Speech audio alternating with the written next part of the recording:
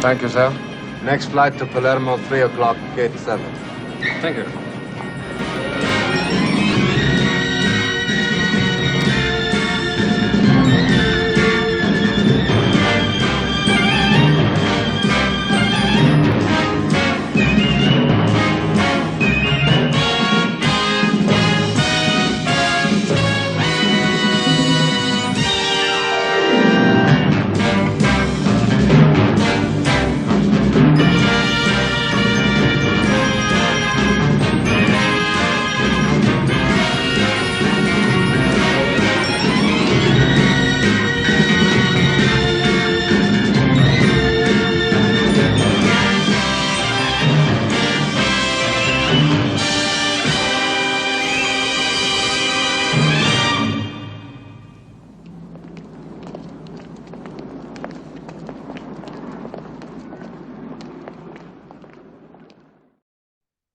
Oh, hello.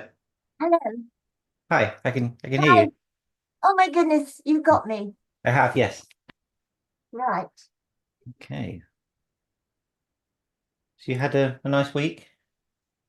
Yeah, okay. Not bad. How about you? Busy. Okay, so well, thank you, Amy, for wanting to speak to me about your appearance in the Saint. It is very much appreciated. So, Amy, the first thing I wanted to ask was, did you started off as a dancer, I believe. Was that always what you wanted to be Yeah. as a child? Oh yes, yes. My mother wanted me to be the next Margot Fontaine, and that I wanted to be the next Sid Charisse. I don't know if anyone will remember these people. I'm sure there'll be some people in the I'm audience sure they will. that Yeah. will. So she supported you with dance classes and things like that. I take it when Yes, you. yes. I came through the dancing world, and then I fell into musicals, and that's, and when the acting started, then I was in a musical and had scenes to play, and I thought, oh dear, right, I better go to drama school. So I went to drama school while I was in the piece. Um, and that was, oh God, it's so long ago. We're talking about 1963, something terrible like that. So Uh, so, that's so, how I so, so- yeah, started, yeah. yeah. So was your mum obviously a keen dancer as well, was she? My mother was a nurse. Oh, I grew up in a doctor's house. He was a doctor and she was a nurse, but she always harbored this longing for the stage. So she had three daughters, and she tried it with the other two, and that didn't work. And I was the third, and I cottoned on. So that's how that happened. and your dad, was he kind of anything to do with the arts, or was he sort of not? Well, he was what you call a real Scottish country doctor. Right. And Yeah. there was a series years ago about a doctor, a Scottish doctor. What was that called? Um, and I watched it, and I used to think, God, they've got that really good. They've got it right. Hmm. Uh, Dr. Finley's Oh, I was thinking, yeah, book. yes, as you That said was it, yes, the it. Finleys, yeah, yeah. We're seeing on screen now a quite well-known actor, Fulton Mackay. Of course, people know him mostly from Porridge. Yeah. Incidentally, he is actually in your Avengers episode, so there is a connection there. But did you ever meet him or encounter him and anything? No, you see, when you do these things, it's very much you go in and do your scene. There's not a lot of interconnecting, and but yes, I think I did meet him, yes, but I don't think I did a scene with him. No. Yeah, yeah, yes. Neither you neither cross paths here or in the Avengers, sadly. Yeah, yeah. Um, And of course, he meets quite a grisly end very early on in the story. Oh, right. So it's quite a hard story. This it's quite sort of it's not really necessarily restrained in its violence. So of course, so you grew up in Scotland. Is that correct? That's right. Yes, Yeah, yes. yeah. So when you decided that you need to go to drama school, I take it then you came down to London, was Yeah. that? Yeah. Well, I got spotted at ballet class because I was quite tall. Um, and they were looking for tall dancers for cabaret. And so anyway, cut a long story short, I joined the ballet group and we went to Paris. We did a year in Paris. And then we went to Las Vegas. And I was in Las Vegas for about 2 years. And then came back to England and got into a musical. Oh, wow. Because I loved it. There was an American choreographer looking for dancers when I came back to London. And I thought, oh, yes, because I was so used to the American style of dancing. And that was how that happened. And then he gave me a little part in the show. Right. And did you enjoy your time in Paris? Was Paris a good place to Yes, but we be? did work very hard and we were all very young. So there was no fun and games after the show. You know, we were marched back to the flat. We all had to share a flat together. And we had a concierge who used to listen for us every night. Coming, she used to count the footsteps in case one was missing. And then she'd report back to the manager, you see. Mm. So it was a bit like being at boarding school, actually, although it was Paris. Yeah. Was that the same with Vegas that you kind of again you weren't Exactly the the same same, thing? yes. Mm. And we were, because we were young, we weren't allowed to walk through the casino in Vegas. We had to walk behind the slot machine. This is terribly interesting, but it's just, to get to the dressing room, there we are, performing in a very big, spectacular show. And we can't go to the dressing rooms through the casino. We had to walk behind the slot machine. Yeah. Yeah, little thing people wouldn't necessarily think about, but you've got to the practicality of things. Yeah. Yeah. I Um, know. your first TV credit is Stars and Garters, 3 episodes where you play a barmaid. That was sort of your introduction to television. Oh my goodness, Yeah. what was that? Oh, do you know, that's so long ago. I hardly remember that. My very first television show that I recall was at last the 1948 show with Oh, John yeah. Cleese and Mm, that lot. mm, And the reason I got that was I was being a soubrette in a nightclub in London, in Bond Street. mhm, And John and Marty came in one night and saw the show, and afterwards asked me if I would like to do their telly. They were doing a pilot for a television show. I thought, oh yeah, like to do that. And that's how the 48 show came about. That was my first. But you're right, I did do a Stars and Garters, but I can't remember when or why, or even what I did on it. well, your credit is playing a barmaid in 3 episodes, but I'm guessing you probably did a few TVs like that where you guys just sort of doing little bits and pieces, sort of getting some experience, and then of course, Yeah, yeah. 1948 came along and a bit more meaty for you. Right. So you did 13 episodes of the 1948 show. Did you enjoy that? Was that a good experience? Oh yes, that was great fun. But you see, I didn't. The boys were doing sketches. I wasn't involved in the sketches, but I used to have to go there to rehearsals, and John would give me my script. Um, and I would sit there watching them, and I would think, oh, I don't know about that. It's not very funny. I mean, it wasn't my kind of humor. Mm. But look what happened. Well, yeah, the rest is history, isn't it, really? Do you have any memories of people like John Cleese and Oh, yes. Yeah, there was such a good bunch, to work with. They were such fun. They were lovely and, really helpful and fun and. And Marty Feldman, I remember he used to get the most fan mail from women, because there was who was it? There was one that was a medical student. What was his name? Graham Chapman. Yeah, Graham Yeah, Chapman. Yeah. that's right. And he was a very dolly looking guy. That Marty is the one that got all the fan mail, Mm. which I thought was quite interesting. Yeah. Oh yeah, yeah. I mean, Marty Feldman has a lovely role as Igor in Young Frankenstein, the Gene Wilder Yeah. films. I think a lot of people might know him from that. Of course, sadly died far far too young.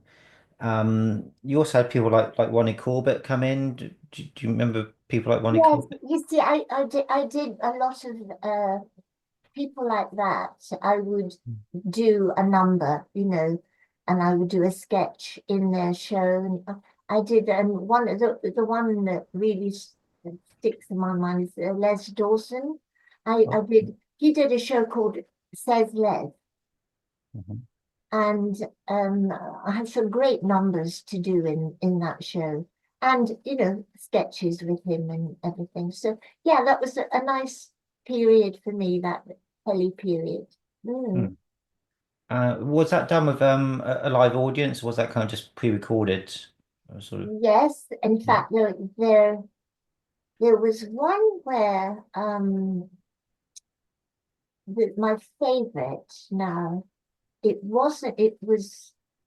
We did it in Yorkshire Television. They did it. And no, we didn't have a live audience then. And I did a number with boys. I had 6 boy dancers, a number called I Want to Make It With You. And it was a very sort of lyrical, quite a sexy little number. And I was wearing something, it was quite decent, but it was very sort of 1930s. And I remember at the end, everything went quiet. We finished. And I looked up, and the cameraman sort of went like that to his forehead. I thought, what's going on? And of course, I looked down, and the top of my costume had moved. And fortunately, I didn't have very big boobs, but quite a bit of one was out. Hmm. So we had to do the number all over again, and everything Right. had to get stuck down with glue. Right. I think it's well known that Madeline Smith did the first series of the two Ronnie. She did the drama that they would do. This and it's a Victorian set piece, and she has a nipple slip during the sketch, and it's quite obvious, and it's quite a while. Actually, she's on screen for with this happening. Oh, You really? do think how they kind of didn't think to reach because it was obviously pre-recorded, it wasn't And live or anything. but she didn't know. I don't think well, I don't think she definitely realized at the time, and Yeah, I haven't yeah, asked her about it, but it's odd that they that got past the censors and everything. But yeah, yeah, uh, well, I suppose TVs were small in those days, weren't they? To be fair, you yeah, couldn't quite see things in the same detail. But yeah. so did you find drama school useful when you afterwards, or was it? Yes, I did actually, because I had very expressive hands, and my drama teacher used to make me sit on my hand to when I was reciting something and playing a part. I remember they made me read from Mrs. Proctor, The Crucible, which was really very far removed from me. And I remember having to do it all on my hands, and that did help because I was after that I was aware of my hands flapping about. Yeah, that's one thing when I started doing these events. Actually, I was Amazing what you can learn at drama school. yeah, yeah. When I review these recordings, one thing I was noticing at my early events is I was doing an awful lot of this Yeah, as yeah, I was talking. So I kind of even yeah. now are trying to stop doing that. That's right. Yes, But, yes. It's just all those little ticks and things we have, aren't they really? Yeah. Um, so we're now seeing your appearance in the film. Do you remember how you got the role in The Saint?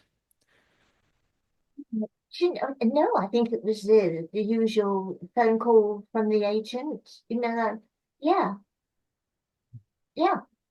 And of course, it was, with Roger. Who's going to say no? And I Oh, said, oh, yeah, yes, yes, please. Yeah, lovely. yeah, And it was, I mean, I had, I was a little bit stuck with this image, the dumb blonde sort of gangsters mole. I had done the gangsters mole before.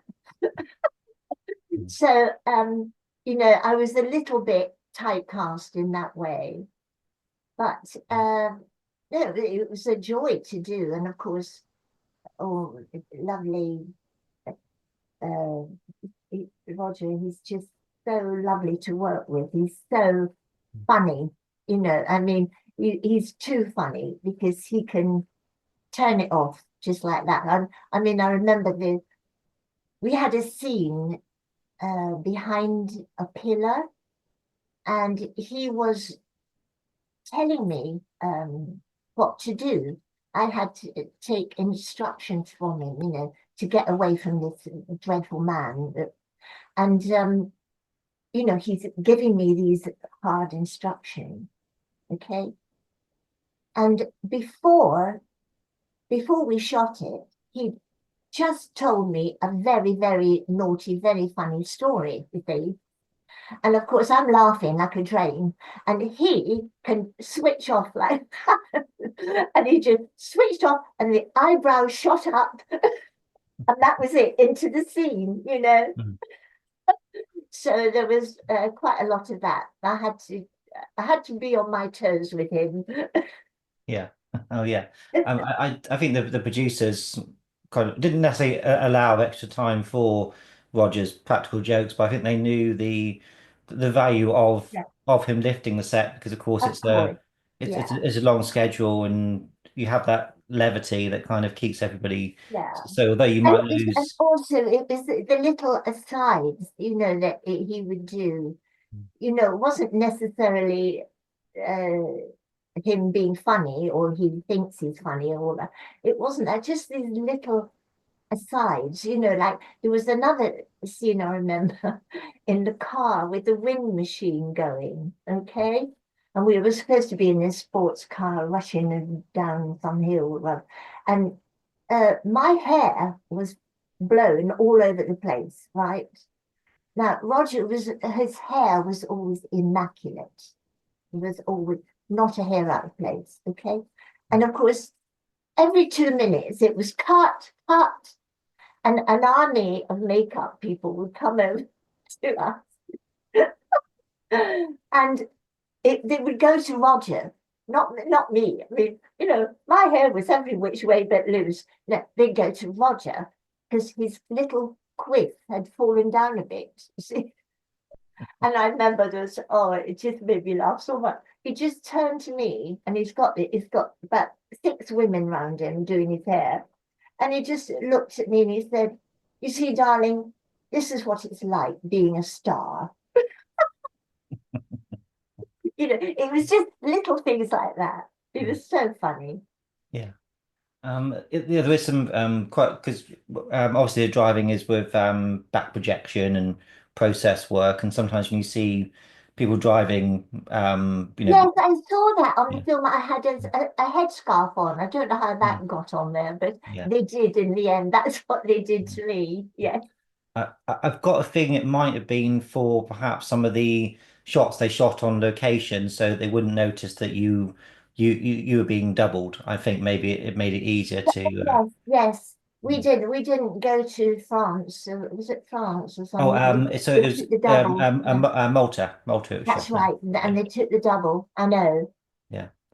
And yeah, I mean, Very annoying. it was only Roger that went actually of all the cast. He was the only one that That's right. went. Yes. Yeah. Um, so I mean, and initially, were you quite hopeful that you might get to go, or? Or was it never really on the cards? No, I know. I mean, I just did as I was told, really. Do Mm, you know what I mean? You yeah. didn't kind of say, "Oh, but what about me?" You didn't do that. You Mm, just, went along with the flow, really. yeah. So you wouldn't need to audition for something like this. They would just kind of want you seeing from something else, and then you get the offer. Is that Oh how it yeah, works? yeah. No, I didn't. I didn't audition for that. No, I didn't. Mm, They just knew of me and thought I would be right. I mm. can't remember because I did play a gangster's mole, as it were, in something, and I think it was before that. Do you know? I think it was the Avengers. Well, yeah, yeah. The Avengers would have I been think prior it to this. was So you would have been, a known face for, a candidate for the these Avengers. shows. Yeah. Um, um, were But you I got, aware? and also on the stage, you see, I did a wonderful piece called Born Yesterday. Mm, Now that was a wonderful part for an actress. And she was that character, you see. So right. Yeah. so I tended to get that kind of role Mm. as life went along. And did you kind of find that kind of typecasting quite frustrating at times? Really, I mean, one was just happy to be working, and it Mm, was, oh yeah, it's yeah, no, you're just happy to be working. mm, I mean, I remember in shows, when the notice went up, you'd be in a wonderful show, and when you're doing live theatre, everyone is it's like a family, mm. and you can run for months and months, even years. And then one day the notice goes up and you get 2 weeks, and that is heartbreaking. Yeah. Yeah. Yes, I can imagine. Well, what was your longest run on stage? Um, the longest, oh dear, Boys from Syracuse, was that long? Uh, Boys from Syracuse, or did Lady Be Good, uh, with Lionel? That ran for about 9 months, I think. Mhm. No, I can't recall anything that ran for years, Mm. because Yeah. that's the other thing actually. If you're in something for too long, you get sort of set in that character, don't you? You get Mm. so you want to move on, but at the same time, it's you've got this family of people, and you all go your separate ways, and you know that's the down bit. But Yeah. you Yeah. keep in touch with some people. I mean, I'm in touch with people I've known since I was in my very first show, in Paris. I still know the person who was with me in that ballet company in Paris. I Oh, spoke to her the lovely. other day. So, Yeah. that's lovely too. Oh, that's brilliant. Yeah. I suppose when if you go to conventions and things and signings that you again, that's a chance to meet people, isn't it? From Yes, yeah. yes, that's right. Yes, Mm, yes. You suddenly go, oh God, look who that is. Yeah, I mm, know. That's if they mm. still recognize you. Well, yes. Yeah. Well, I think that's why a lot of actors call each other darling and things because so if they don't remember their name, they could just say, "Oh, darling, hello, darling, how are you?" Sort of Yeah, thing. yeah, yes. Oh, yes, darling is that I think the darling thing came about because you do meet an awful lot of people in the course, not just people you're working with, and they always remember you, okay, because they see you in things and they see you on the screen, but you don't always remember them because you might have met them once, Mm. and or twice, and then sort of years later, they'll say, "Oh, hello, remember me?" And I'll go, "Of course, darling." I think that's how that happened. Hmm. You mentioned the show you did with Lionel Blair. What was Lionel Blair like to work with? Oh, the most enthusiastic person you could ever hope to meet. I mean, he was a perfectionist. Yes, definitely. He was, you know, he never stopped rehearsing. He was very enthusiastic about everything, you know. No, it was a joy to work with, really. Mm. Yeah, So when you are doing a show for months and you're doing 7, 8 shows a week, yeah. how do you kind of keep that energy up and that kind of enthusiasm? Because obviously it's an awful lot of repetition you're doing. How do you kind of keep it all seeming so fresh? Well, I think that's the joy of it, you know, it's just something that you really love doing, you know. I think that can happen to anybody in any profession, you know, if you really, really love it, you know, you don't get enough of it really, do you? You know? Yeah, I think if you enjoy it, then of course, it I'm doesn't feel like sure, work, does Philip, it? you're like that. I mean, you love doing this, don't you? Mm. Yes, yeah. But I've obviously got the variation of different subjects and different people. You do different things, yeah, yeah. Yeah. Um, But you see actors do different things, but you know, they mm, do a different role and in a different piece, and you know, so you get that variety. mm, But, you know, you yeah, never stop. The only thing I used to think about was I never did a soap, and right. I sometimes wonder, you know, about people that go into soap and they're playing the same character, Mm. okay, year in, year out. And that, I'm not sure I could handle that actually. But they Yeah. do, don't they? I mean, they do. Yeah, there's very good examples of that, and I think Yeah, EastEnders is 40 years this year, and there's a few I people that have been know. with it since then, you know. You see, Um, that blows my mind, doing the mm, same character in the same situation mm, often, isn't it? I know they have different storylines and that kind of thing, but it's the same character.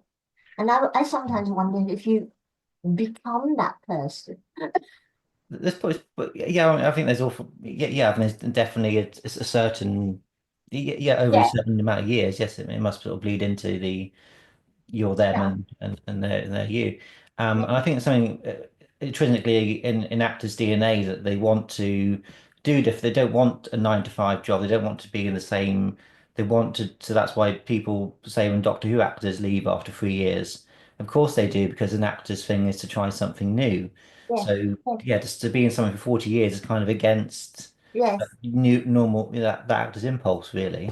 Um, Mind you, I think they do come in and out, don't they? They come because I well, did work yeah. with somebody. I did a play with a chap. Now, what was his name? He played. He had a very naughty character, and it was EastEnders, and he was the son of somebody. Oh goodness, I'm so sorry. I can't remember his name. It'll come to me. Mhm. Uh, but you know, he came out, and we did a play together. You know, and he wasn't playing that character. So, you know, they do come in and out Hmm. Oh, of the yeah. soap, you know, they do, yeah. Yeah. I was wondering about when it comes to how much when you're doing coming into something like the Saint or the Avengers episodic television, how much for yourself can you bring? Can you have any input on the script or your costume design or your hair? Do they want that kind of input, or they just say you do this, you wear this, etc. Oh, yeah, no, you don't really get a choice of that, you know. The thing is, you're usually cast because physically you're right, you know, that's so there's nothing to do there really. It's just the presentation, but yeah, no, costume wise. No, I don't remember any horrors there or no um no. Because I think some actors on some TV shows, I think especially the male actors, they're told to bring their own clothes Oh, to a I lot of see. Yeah, shows. But yes, I yes, think the actresses they probably would put you in something but specific. But not that's always the case. I've heard where people have kind of been told yeah, just to turn out of what they've got, which is interesting. that's right. I think they let you wear something if it's suitable. You know, that's something of your own if you want to. but I don't remember. No, I don't remember doing that. No. Mm. When you looked at your appearance in the Saint, was that kind of reflecting a little bit of what you would kind of wear in that sort of time period in a way? Yeah, well, it was very much the miniskirt, wasn't it? Mm. Yeah, Yes. it was. I'm trying to remember now because I did watch it. You very kindly sent me a copy, and I did watch it. And I must say, I didn't recognize anything that I was wearing Mm. as my own. I didn't know, but it looked quite suitable for what I was doing. You know, Yeah. Mm. it's a lot of leg. I remember. Yes. Yes. Yeah, Yeah. and that Yeah. I suppose. old flesh. Yeah. Yes, and there was that lovely scene when. Now this is another lovely Roger Moore story. Okay, I get shot in it. There's one. I get shot. Okay, I'm lying on the floor like a lump, a shot girl on the floor. Now he, bless his heart, he's got to pick me up off the floor, and I'm sure you will understand how hard that is for anybody, to get a body. And I'm talking about prostate on the floor. There was no leverage. Mm. You had to get one arm under there, one arm under there, and it's very difficult. And I couldn't help him very much. I tried, but I couldn't really help him because I was supposed to be out of it, you see. So he's got this very large lump, dead lump. And oh my goodness, it was like take 103, it was just Mm. hysterical. But we finally did it. And then he cuts me off, But I yeah. think Roger had a bad back, I believe. So I think he Oh might. golly, did you? Oh, he Yeah. never told me that, Yeah. bless his heart. Oh Yeah. no. Yeah. Oh no. Um, Well, they should have made me fall on top of a bit of scenery or something. But I was prostrate on the floor, you see. And he yeah. had to get under me and pick me up. Oh dear, dreadful. And I was mentioning that scene. The person that you shoot while you're on the floor is Stephen Burkoff, of course, who has gone on to very great things. But did you recognize Stephen Burkoff when you saw it in the? Goodness, Yeah, that was yeah, the guy that I shot. yes, yeah, yeah, It yes, was yeah, Stephen, yes. Oh yes, my yeah. goodness. Mm. But, and Oh my goodness. That should be the title of my book. I shot Stephen Burkoff. that sounds like a good title. Yes, That's a good title, isn't it? very much so. Yeah. Are you thinking of doing a book, or is that on the cards, or? Thought about it. I mean, people have suggested I should write my memoirs, Um, and I have thought about it. I probably would need some help, i.e. a ghost writer. Yes. But the other thing I did think about was writing like using my experiences, but writing a novel, you know, that's what I would really like to do. Yes. Because, that's the sort of stuff I read. And they always say, write the stuff you read.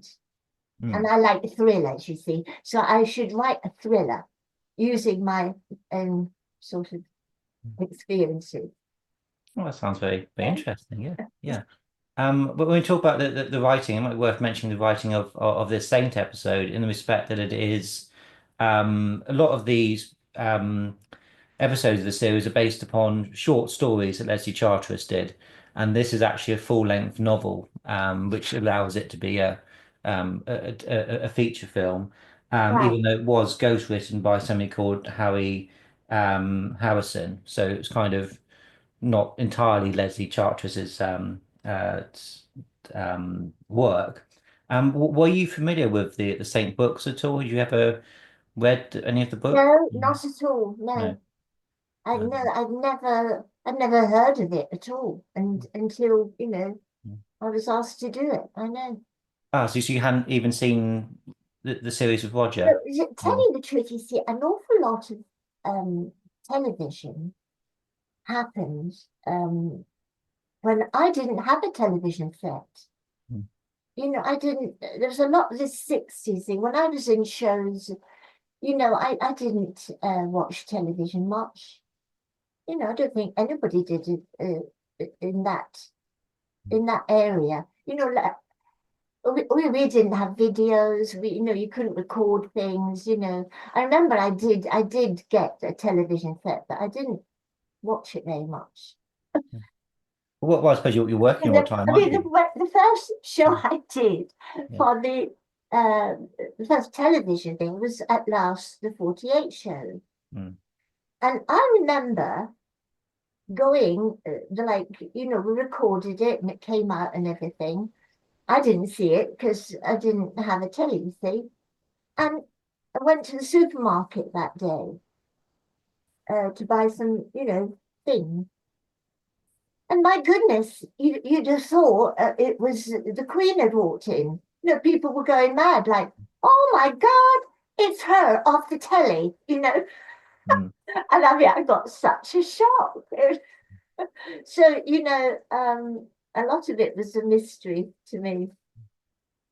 Imagine that kind of recognition takes a while to get used to. Oh, it's a bit scary at first, I mean, on that level, Mm, because remember, there weren't that many shows on television in that period like that. So, mm.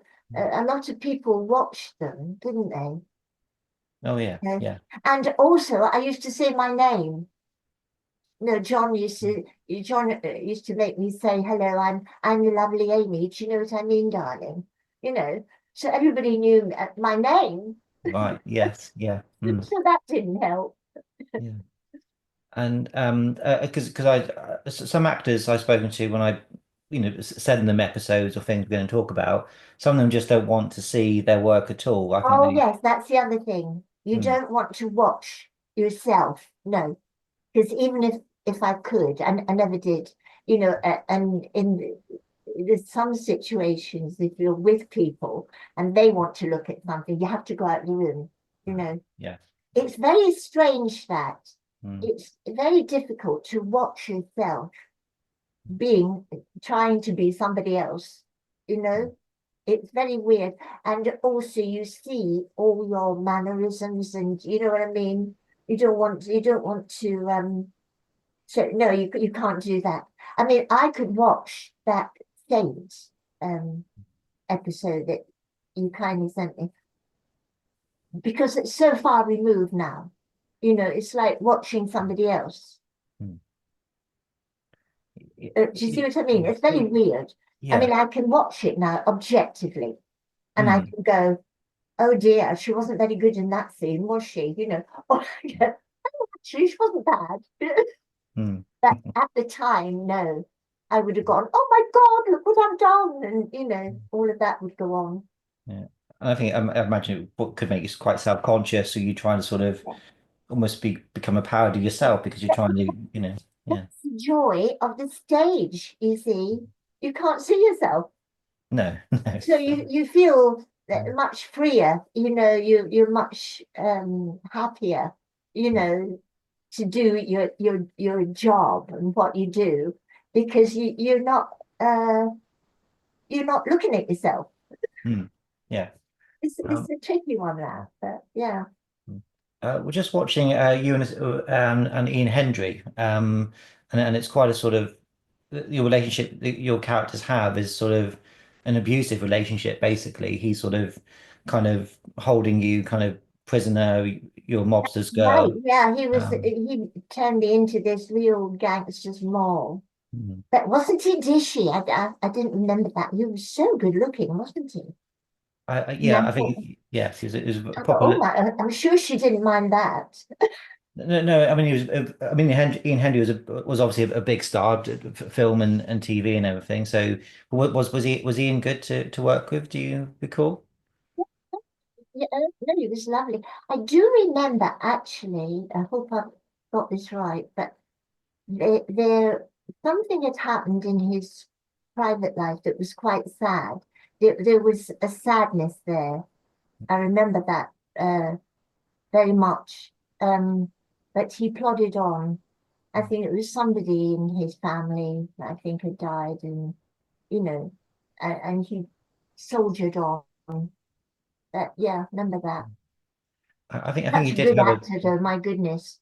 Oh, yes. I mean, Oh, he's obviously playing an Italian American character in the film, and it's a flawless accent. It's a very very good yes, yes. performance. I know Ian Hendry did have, unfortunately, a lot of personal problems but I never think it affected his work. I think of a lot of actors who struggle once the Yes. cameras roll or the curtain goes up, they are That's immaculate. it. Just switch off. Yes, that's right. Yeah. Mm, yeah. I mean, did you sort of ever get a bit nervous when you were around a name like Ian Hendry, or did you kind of take that sort of bit in your stride? Because, there was nothing grand about, you know, I often find that people that are real stars, the real star, they're lovely, you know, there's nothing, um, they just become one of you, they're actors, they don't, I mean, there are a few, obviously, that, but no, in the main, most actors are nice people, actually.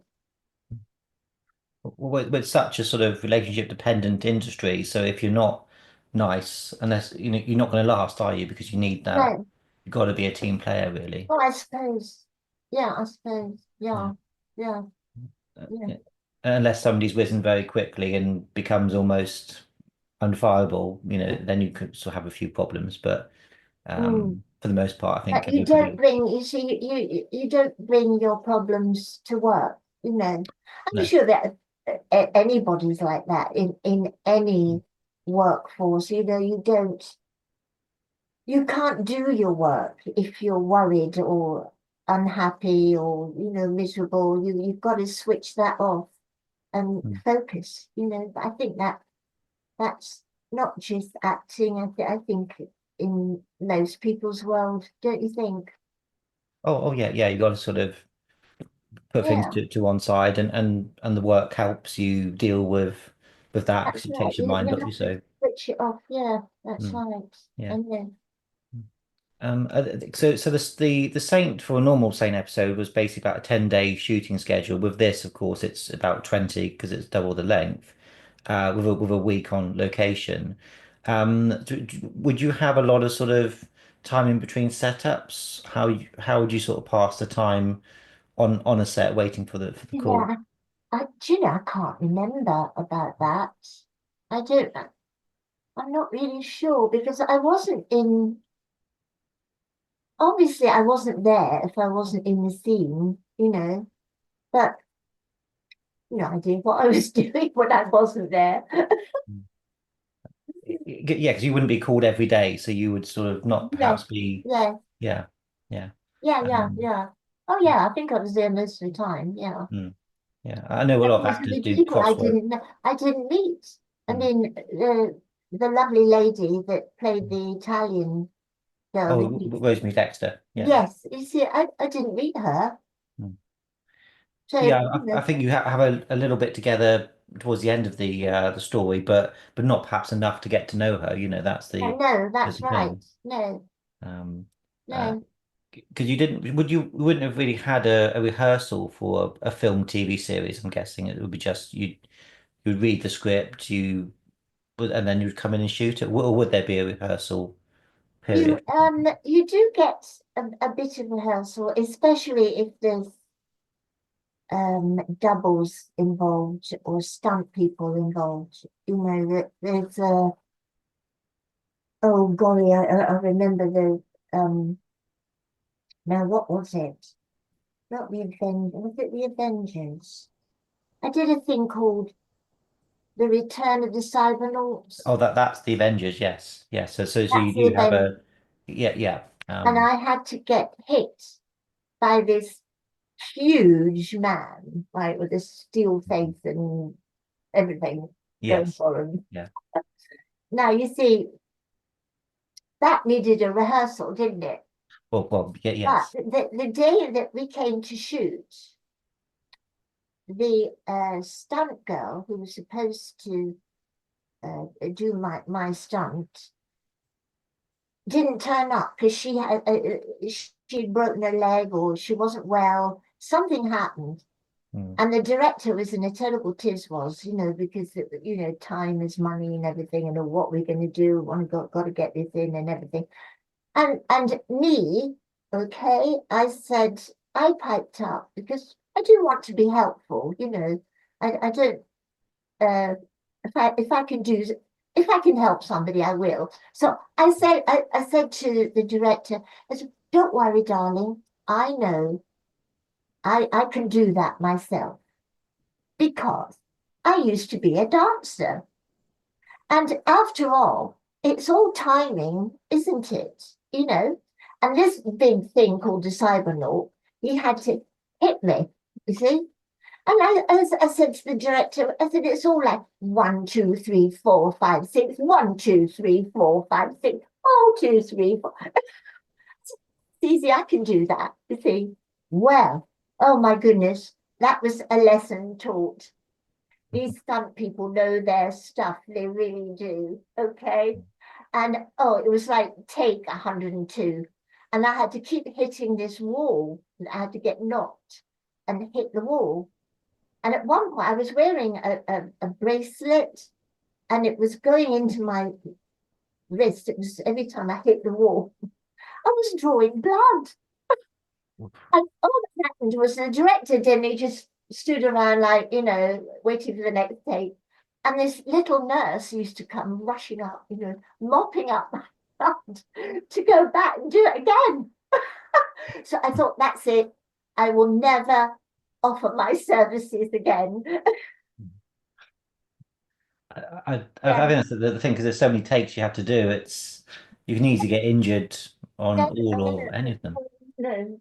Yeah. But I thought it just looked so easy, because all he had to do was hit me like that. And I had to go backwards and hit the wall. And it looks a lot easier than it is. I think these things always do if they're done well, they look easy, but the work that goes into them is far from easy. Yeah. It was Terry Richards who was playing the Cybernaut, very famous stuntman, did a lot of James Bond films, and also he was in Raiders of the Lost Ark with Harrison Ford, and he's famously the Turkish guy with the sword that in Egypt, and Harrison's as Indy is quite tired of all this big fight thing he's done. He doesn't want to fight this man, so he just takes out his gun and shoots him. And that's one of the more famous parts of Raiders of the Lost Ark. And Terry Richards was very upset that he didn't get this big scene, this big fight that they'd rehearsed with whips and all sorts of things, Right. I because bet. Harrison just said, "I'm just going to shoot him," it's Yeah. easier. Yeah. So, Yeah. so Terry did the Cybernaut role. And it was Robert Day that directed the Avengers episode. That's Um, right. Yes.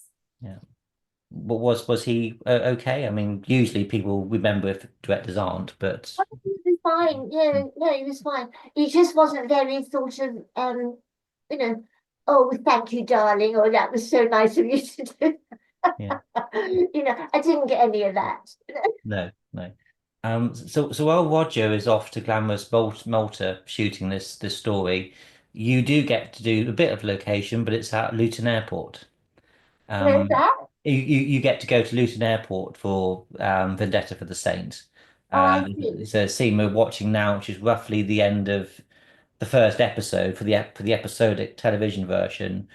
This is where the first episode ends, and we pick it up next week. But so you would have gone to the exteriors are shot at Luton Airport, and also a couple of interiors as well with But Ian when you say Hendry. Luton Airport, Mm. I only think of Lorraine Chase.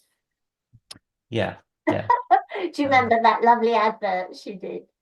Yes, I think I know the one you mean. Ha- Yes, yeah. Have you just flown in from paradise? No, Luton Airport. You never Um, forget that. mm, yeah. Is it nice working on location, or is it sometimes a bit? I, don't- I wouldn't call it nice. It's uh awkward, Mm, because if you're on location, you've got a lot of stuff happening at home, and it's no, I prefer to work in the studio, doing all that. Yeah, mm. location is never excited me very much. Yeah, and I I'm suppose not unless I'm it, not a, I'm not a great traveler. right, yeah, Do you know what I mean? I'm not somebody that thinks, oh, I must do this. I mean, I have been to nice places in my life, not for work purposes. Um, but I'm not somebody that wants to be off somewhere every 5 minutes. No, I'm a bit of a homebody. Mm. And now I've got this gorgeous little dog, and she's just, oh, she takes up all my time anyway. Yeah, it can be difficult with pets and things to Rather play travel. with her. Yeah.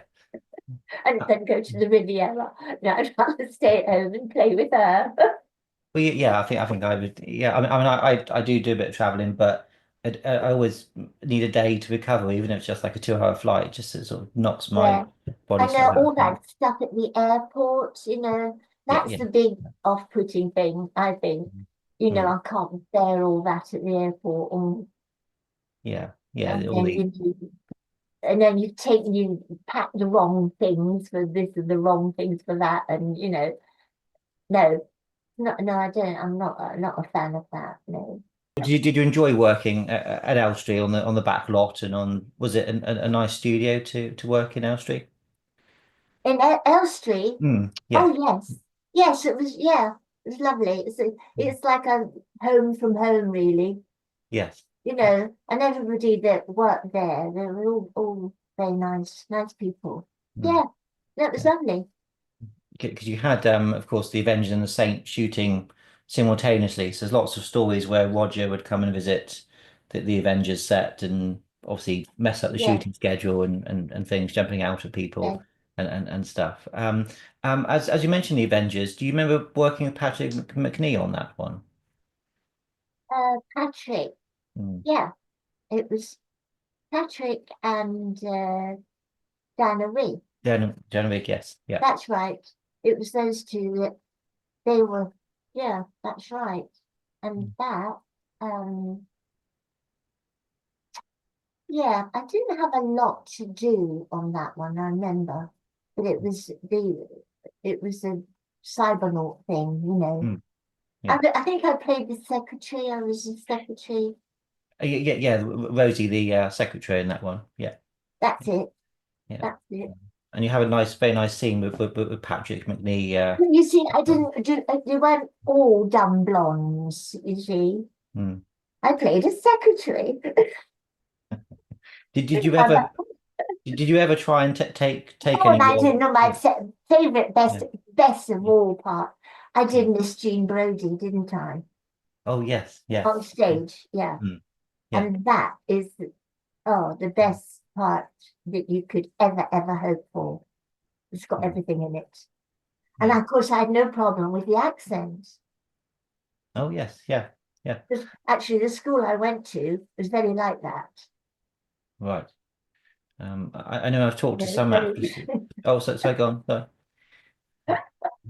But that was my favorite part of all time. Yeah. Right. The trouble is, once you do something like that, um, you can't top it. Mm, yeah. It's very hard to say, oh yes, the next thing is going to be better, because it's quite hard that, when you get something really good and meaty, and Brody had everything in it. It was wonderful, Mm. wonderful. I have talked to a number of particularly actresses in this sort of period where they did find it very difficult to get out of the box, that you've been saying about That's playing a right. Yes, particular yes, role, and some of them have tried very actively to have roles that were against type to kind of sort of make. yeah, Did you kind of exactly. feel that as well? You wanted to sort of try and take something because it was so far away from, That's right. yeah. And of course, at that point, I was still doing quite a lot on the box, and the producers of Brody took me out to lunch before they offered me the part. They took me out to lunch. They came. They were very, uh, what I realized afterwards, it was actually an audition, but it was played like they wanted to get to know me and everything. And then, of course, suddenly one of them pulls out the script. This was sort of, just before dessert, pulls out the script and he said to me, Amy, would you mind reading that for us? And of course, my Scottish accent is perfect. Mm. And they were absolutely mind blown. But, Yeah. oh my God, because I had a teacher at school exactly like her. Mm. So, Did you find, so that's how I got Brody. yeah, did you ever find a problem getting rid of the Scottish accent for different No, roles because or? you see, when I did elocution and drama at school, Mm. so, you did learn to sort of, you see, the thing is, the school I went to was very like the Brody one. It was, it was very like that. Mm. So I identified with the whole thing there. Yeah. Oh yes, you did elocution and drama, but it was more in those when I was at school. I was a dancer and I did elocution. Mm. Mm. That's an interesting point because we're about to see a character now who's the head of the mafia, Don Pasquale, who's played by Finlay Coe, well known for playing Magwitch in Great Expectations, the David Lean version. So a very Yeah, well-known actor in this, and he's Scottish, yeah, and they had to dub him because of his Scottish accent. So yeah, that's interesting that we're talking about the Scottish and accents that whether he was because this was actually his last role that he ever did, and he wasn't that well during this, so maybe that's why he didn't do an accent, or maybe the director was kind of a bit, I can't tell Finlay Coe what to do. Maybe felt a little bit in awe of him, but they ended up sort of having to dub the voice. yeah. And of course, there's different dialects. The Scottish accent, but there's all these different. People from Edinburgh don't speak like people from Glasgow. It's very, very different. And the Highland accent, So there's all these different, but it's like in England, isn't it? You've got Manchester and, Mm. they're all different, aren't they? Even in London, you've got different accents in London, haven't you? Mm. So, Well, I think back then it was very and much London. they wanted very much people to have the Queen's English, didn't they, at drama school? You nowadays there was more accents you hear on TV, but back then, if you look at Yeah, newscasters, it was all very much that posh sort of, so you couldn't have yeah, a regional accent really unless it was for a yeah, specific role. yeah. Did you do much modeling in your career? Because I have seen some Modeling, publicity, yeah, sort of more publicity no. shots and things for No, I didn't really have model mm, looks. I don't remember doing yeah, any modeling. I mean, I had a funny face. I didn't have big bones and all of that. And okay, the body was okay, but it wasn't. I wasn't like a Twiggy, mm, yeah, because in those days that. But I didn't try modeling. I didn't really fancy it anyway. So that yeah, was good. yeah. Because I think you probably might have done some photo shoots for some of the TV shows and films that you did. Because there's a few sort of um, um, photos on the internet. Just sort of normal sort of poses and things. Yeah, yeah, Um, but yeah. yeah. I did do some charity things, modeling clothes once. I Mm. remember. Yeah. Oh, with that lovely lady who does Jenny Agutter. Oh yes, You yeah. know, the lovely Jenny Agutter, Mhm. who does, she's still doing that wonderful show on television. that the nuns. Oh, Call the Midwife. Yes, Yeah. Mm. marvelous girl. Now she and I did some modeling way back when. That was Oh. for charity, Mm. and we had wonderful gowns. I remember. Yeah, but that was about it really, modeling Mm. wise. Mm. But it's another interesting thing to do, isn't it? Sort of another sort of Yeah, variation. Um, yeah. I did want to mention you did an episode of Shirley's World that was directed by Leslie Norman, and that's a very obviously a very well-known name in the cult TV circles. Do you remember that episode and working with Leslie Norman? Oh my goodness, Shirley's World. She was like my heroine hero. Mm. Um, that's right. I did what was it? Shirley's World. It was a Yeah. television series, and Mm. I was in was it an episode. Yeah, it was an episode called The Rally, as in a car rally. What So is it? That's it. yeah. And I remember being stuck down a country lane in a car. The shot was us coming through a field of cows in a car. Don't ask Mm. me why. But we're in this car, and the shot was driving through these cows, and there was an assistant director or somebody at the other end of the bit we had to go down who was trying to move the cows out of the way.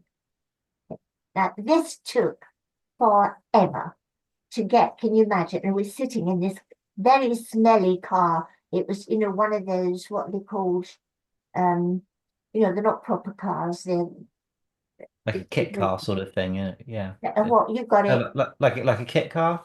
That's it. Yeah. And it like stuck together, not very comfortable. And we are stuck there for hours and we didn't move. And I said to him, I said, darling, I think they've forgotten about us. The crew were like way over there. And we couldn't really see them. And I said, do you know what? I really do think that they've forgotten about us. Would you mind just getting out of the car? I know it's a bit dodgy, but see if you can go to the end of the field that we were in and just look up and see if they're there, because I swear there's nobody there, you see. So he did, bless his heart. So he did. So he comes back and he says, Amy, you're absolutely right. There's nobody there, you see. So we both got out of the car and now we're trundling back through these cows to get back to base. Okay. And we got back, and it was like, hello, what's going on here? Well, apparently what had happened was the director was in a terrible mess, and Shirley had a phone call, right? And she was going out with that big American actor, played a lot of cowboys. And anyway, he had called her and wanted her to go back to New York for some reason. And she just walked off the set and went back to New York. Now, by the time we got there, the director was pulling his hair out. And, he was just going bananas. And of course, in the stress of it all, he forgot about us as well. So when we arrived there was no Shirley, there was no this one, there's no that, just the director pulling his hair out, and full of apologizing. But yeah, I remember that. And that was called Shirley's World. Yeah. Yeah. That's it. Yeah, that's right. Oh Well, dear, yes. what we're seeing on screen is the Roger's daring escape. So we're seeing a lot of the Malta stuff. Yeah. And we haven't even started that yet. Well, he's so basically he's Okay. escaping from the house, which I think what's interesting about this, although he's the only one that goes off to Malta, it's very well intercut with the other actors. You don't notice that they're not there. And I think when the earlier scenes when you're with Ian Hendry at his villa, it's a very good set, and he got a very good sort of painted background of the Sicilian landscape. Were you impressed by the sets on this show? Because Yeah, it's that, yes, I quite. remember that. That was quite Mm, amazing. Yeah. yeah. Yeah, I think anybody watching it would be initially quite fooled that you didn't go to the location. So was it quite memorable to be on a show like The Saint because the production values were quite high? Did you feel, well, this is a bit special when you were on the show? Oh, yes. And I think it does, it helped as well. The fact that it was Roger, because he he did give everything a bit of class, I think. Mm. Oh And yeah, a very yeah. classy actor, yeah. Mm. The episode is directed by Jim O'Connolly. Do you remember the director at all, Jim O'Connolly? No, oh God, no, what's that? No. Well, he did do a number of Saints, so he's quite established director.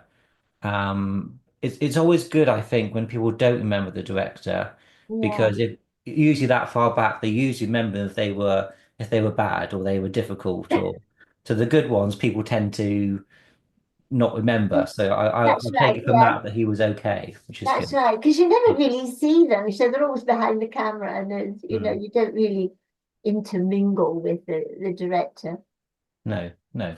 No. Um, so would you, of course, this is quite, did you get to do much action in your career? Would you have liked, because of course there's a bit with the gun in when you're shot by Stephen Burkoff, but would you have liked to have done a bit more physical stuff like down the Physical rig stuff. and yeah. Um, Not really. I mean, I would have done it if I'd been asked, but it's not something I would love to do. No.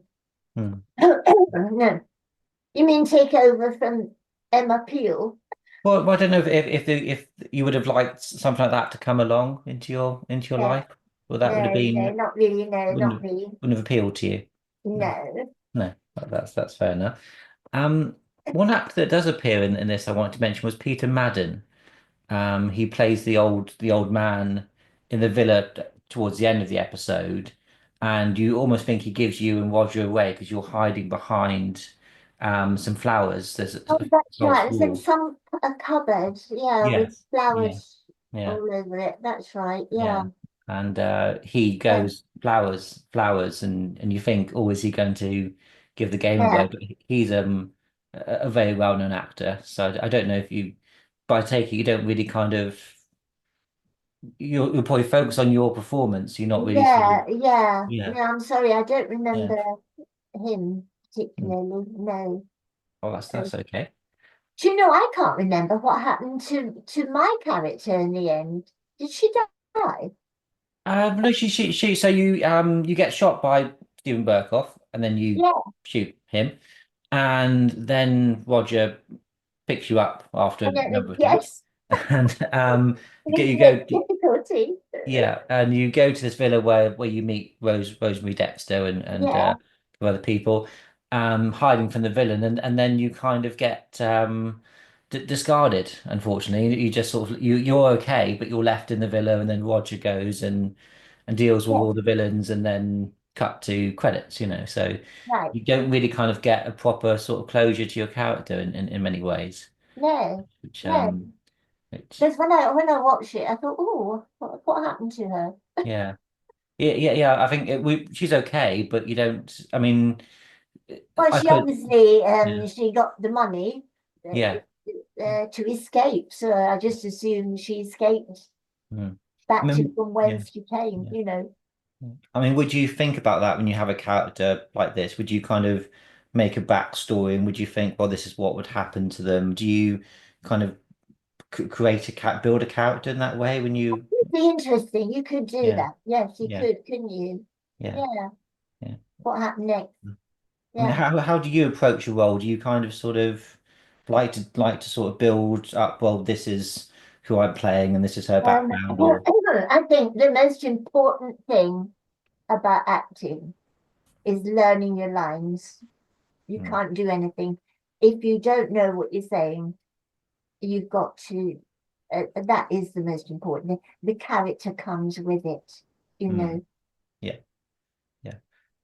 So I think when I first talked to you about doing this event, that you kind of knew this story as the feature film version. That was the one that you saw Vendetta for the Saint as a film. When you did you think it was a film when you started on the piece, or did you kind Oh, of I knew it was yeah a film. I knew it yeah wasn't yeah part of the series.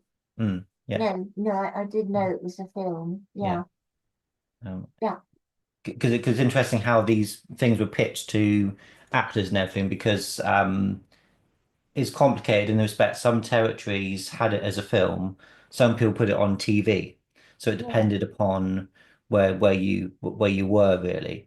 Um, yeah. but what's interesting is sometimes that people thought they were making a TV show, and then they would hear that it was put in the cinemas, and they weren't getting any more money. So Oh, I see. yeah, Oh, yeah, yeah. mm, Oh, I see what you mean. Yeah. No, yeah, I never did. I mean, Equity has got a situation where they do collect money like that mm, for you, when it's as in when it's happening. But and of course you have an agent, don't you? And the agent sorts out the money business. yeah. So when it comes to going to film events, do you get more attention for the Saint or the Avengers, or is there something that fans particularly want to talk to you about when they see you at events? How do you how do you mean? What? Well, I just wonder whether you get more Avengers fans or you get more Saint fans when at these events, or people write to you. Do they want to talk to you about a particular thing that you've done? Yeah. No, most, you mean sort of fans that write to you. Oh yeah, yeah. If we Usually do an autograph event, you know. yeah, they've seen something that you're in, or they just want a photograph, you Hmm. know, Yeah, that sort of thing. want you to get a signed photograph. Yeah. That goes on a lot, yeah. Hmm.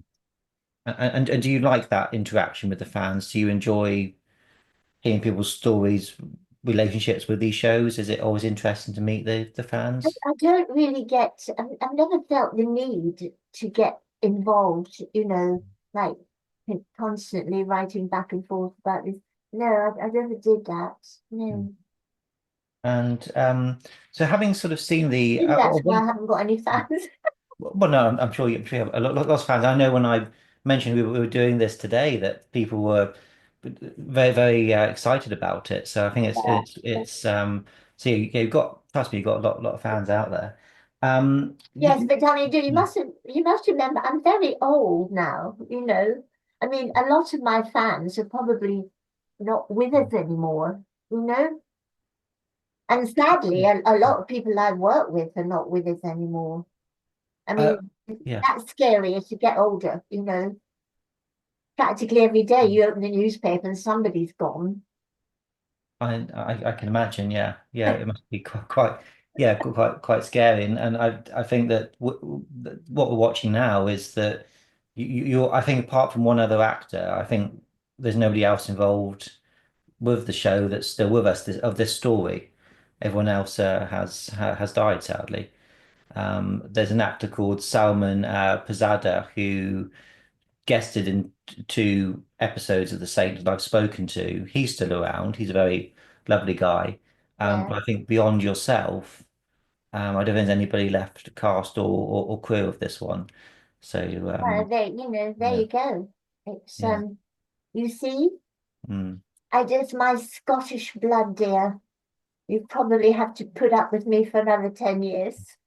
Well, let's hope so.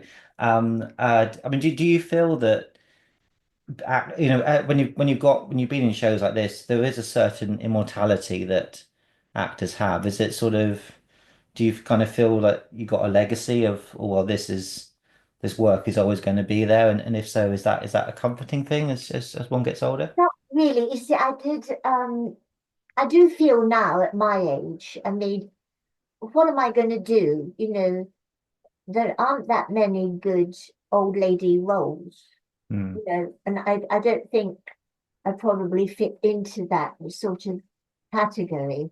I mean, I Yeah. could, but I wouldn't be automatically thought of like that. And Hmm. then today I was talking to another actress who's my age, and she does quite a lot of stuff, but lately things haven't been happening, auditions even, she wasn't getting the auditions or the commercials that she used to get. And then she said to me, what's happening now is if you're over the age of 75, that you've got insurance problems and people Oh, have to insure you, mm. So the older you get, the harder it is for people wanting to employ you because, it costs more money. I think that's a very interesting point. I think she's got a point there. Yeah, I think Yeah. that's got a lot to do with it. Mm. There's one actor I spoke to who he just turned 80, but he always had jet black hair. So he's in it, and he said that makes it difficult getting roles because he doesn't quite look 80, and they No, think, well, I can't. Do we have to put you on a wig? We can't dye your hair because it won't look right. So he kind of finds he's a bit sort of overlooked. So that yeah, yeah, can be a problem as well. yeah. Um, so I was just thinking,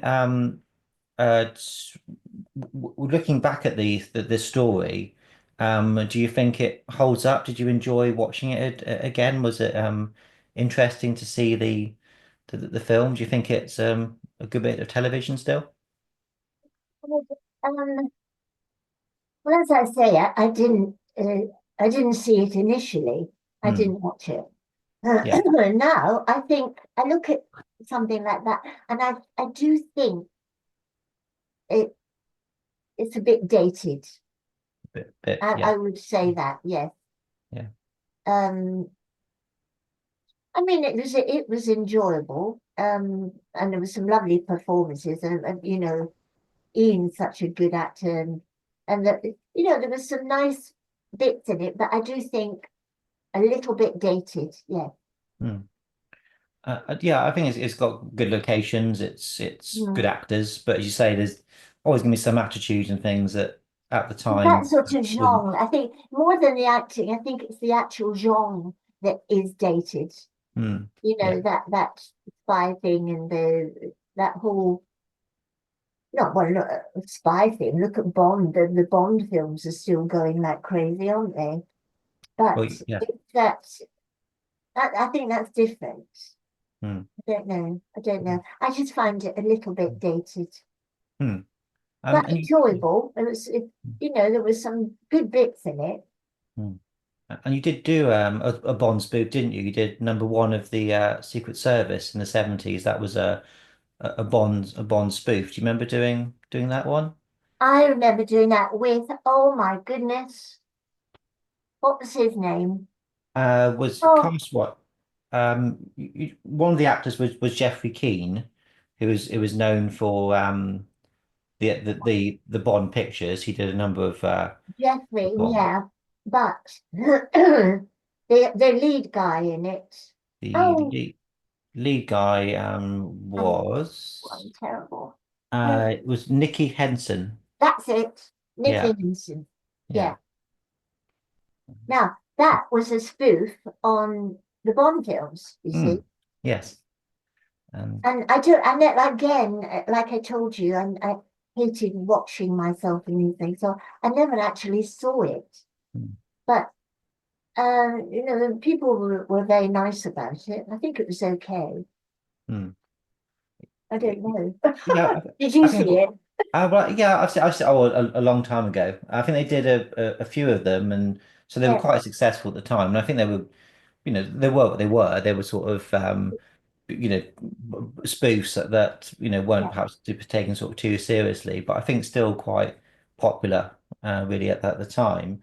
yeah. I was sort of wondering about your career, sort of post The Saint and everything, and that you did the Kenny Everett show. I don't know if you ever met Kenny Everett. Kenny, yes, Yeah. yes, yeah.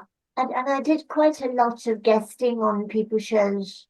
Hmm. Again, singing and dancing and doing Hmm. all that, like Les Dawson, you see, Hmm. and I do sketches and Hmm. um, yeah, I did quite a lot of that.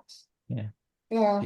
I think you did some Ernie Wise and a few other comedians. Were they kind of, does a comedian always try and maintain that funniness, or can they ever switch off? Do you find it's difficult perhaps to know somebody because of all the jokes and the humor? Do they kind of, a lot of them can't switch off? I know Peter Sellers had a problem with that. He always had to have a character. Could you get to know some comedians, or was it a bit distant sometimes?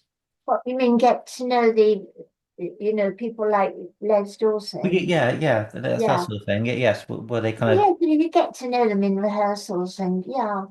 I mean, Les Dawson was very clever, very bright guy. Hmm, Um, and yeah, hmm, Eric and Ernie, I worked with them, yeah. but very briefly. I'd love to. Oh golly, I nearly did. We were all booked to do one of these Royal Command performances. Oh yes, yeah. Okay. Mhm. And I was in the show anyway, doing something else, and Eric asked me if I would do a sketch with them. And it was something that Millie Martin had done with them. And it was, I had to sit on a wall and sing, and they were doing a sketch around me. And then I had to fall off the wall. And I was so excited about this. And I thought, oh my God, yes, I'm going to work with Eric and Ernie. It was like, oh, yes, yes. And then I thought, what? Oh, I need a dress because if I'm going to fall off the wall, what am I going to wear? And I rang my dressmaker and I said, oh, you've got to make me a dress quickly for this sketch that I'm doing. And she said, yes, that's fine. And then hours later, I rang her up and said, I forgot to ask you, what color is it? She said, I've got the material. And it was green. Well, and you might not know, but it's supposed to be very unlucky to wear Oh, green on the mm, stage. yes, And yes. I said to her, oh my God, no. I said, it can't be green. She'd already cut it out. And she said, no, don't worry, Amy. She said, call it apple. Oh, right, okay. So I'm wearing this apple dress, you see. Mm. Well, I never got to do the sketch Oh, because Eric had a heart attack. oh, was that the one that That was he the first one, yeah. first Yeah. one, right? So I Yeah. never got to do the number. And I thought, oh my God, how unlucky was that? The green dress. And for ages, I felt responsible for poor old Eric's heart attack. Well, yeah, if something has a superstition like that, and something, Yeah, I know, it's not I not going know. to help, is it, really, in your mind? But I mean, did you, when you were doing your on stage, did you have certain rituals or things that you would do, or superstitions when you did a stage role? Was Yes, there? they're all these stupid things you do, yes. Mm, I mean, especially in the dressing room, you have to have everything lined up in a certain way, mm, your yeah. makeup, your this there, that there, that there. And Mm, if it's not like that, it's a bit dodgy. Oh yeah, it's quite a superstitious situation. The whole theatre thing is, yeah, mm. yeah. Did you ever have a show where there was a lot of corpsing, or something technically went wrong on a show Oh that? yes, yes, Yeah. that goes on, and I've been guilty. I mean, that is the worst thing in the world. That is to Mm, a corpse. It is the worst. It's just dreadful because it doesn't help that you say to yourself, pull yourself together. That's the worst thing you can say because it makes you worse. It's just awful. mm, mm. But just about kind of getting through that, and Yeah, no, you yeah, can't. yeah. No corpsing. Mm.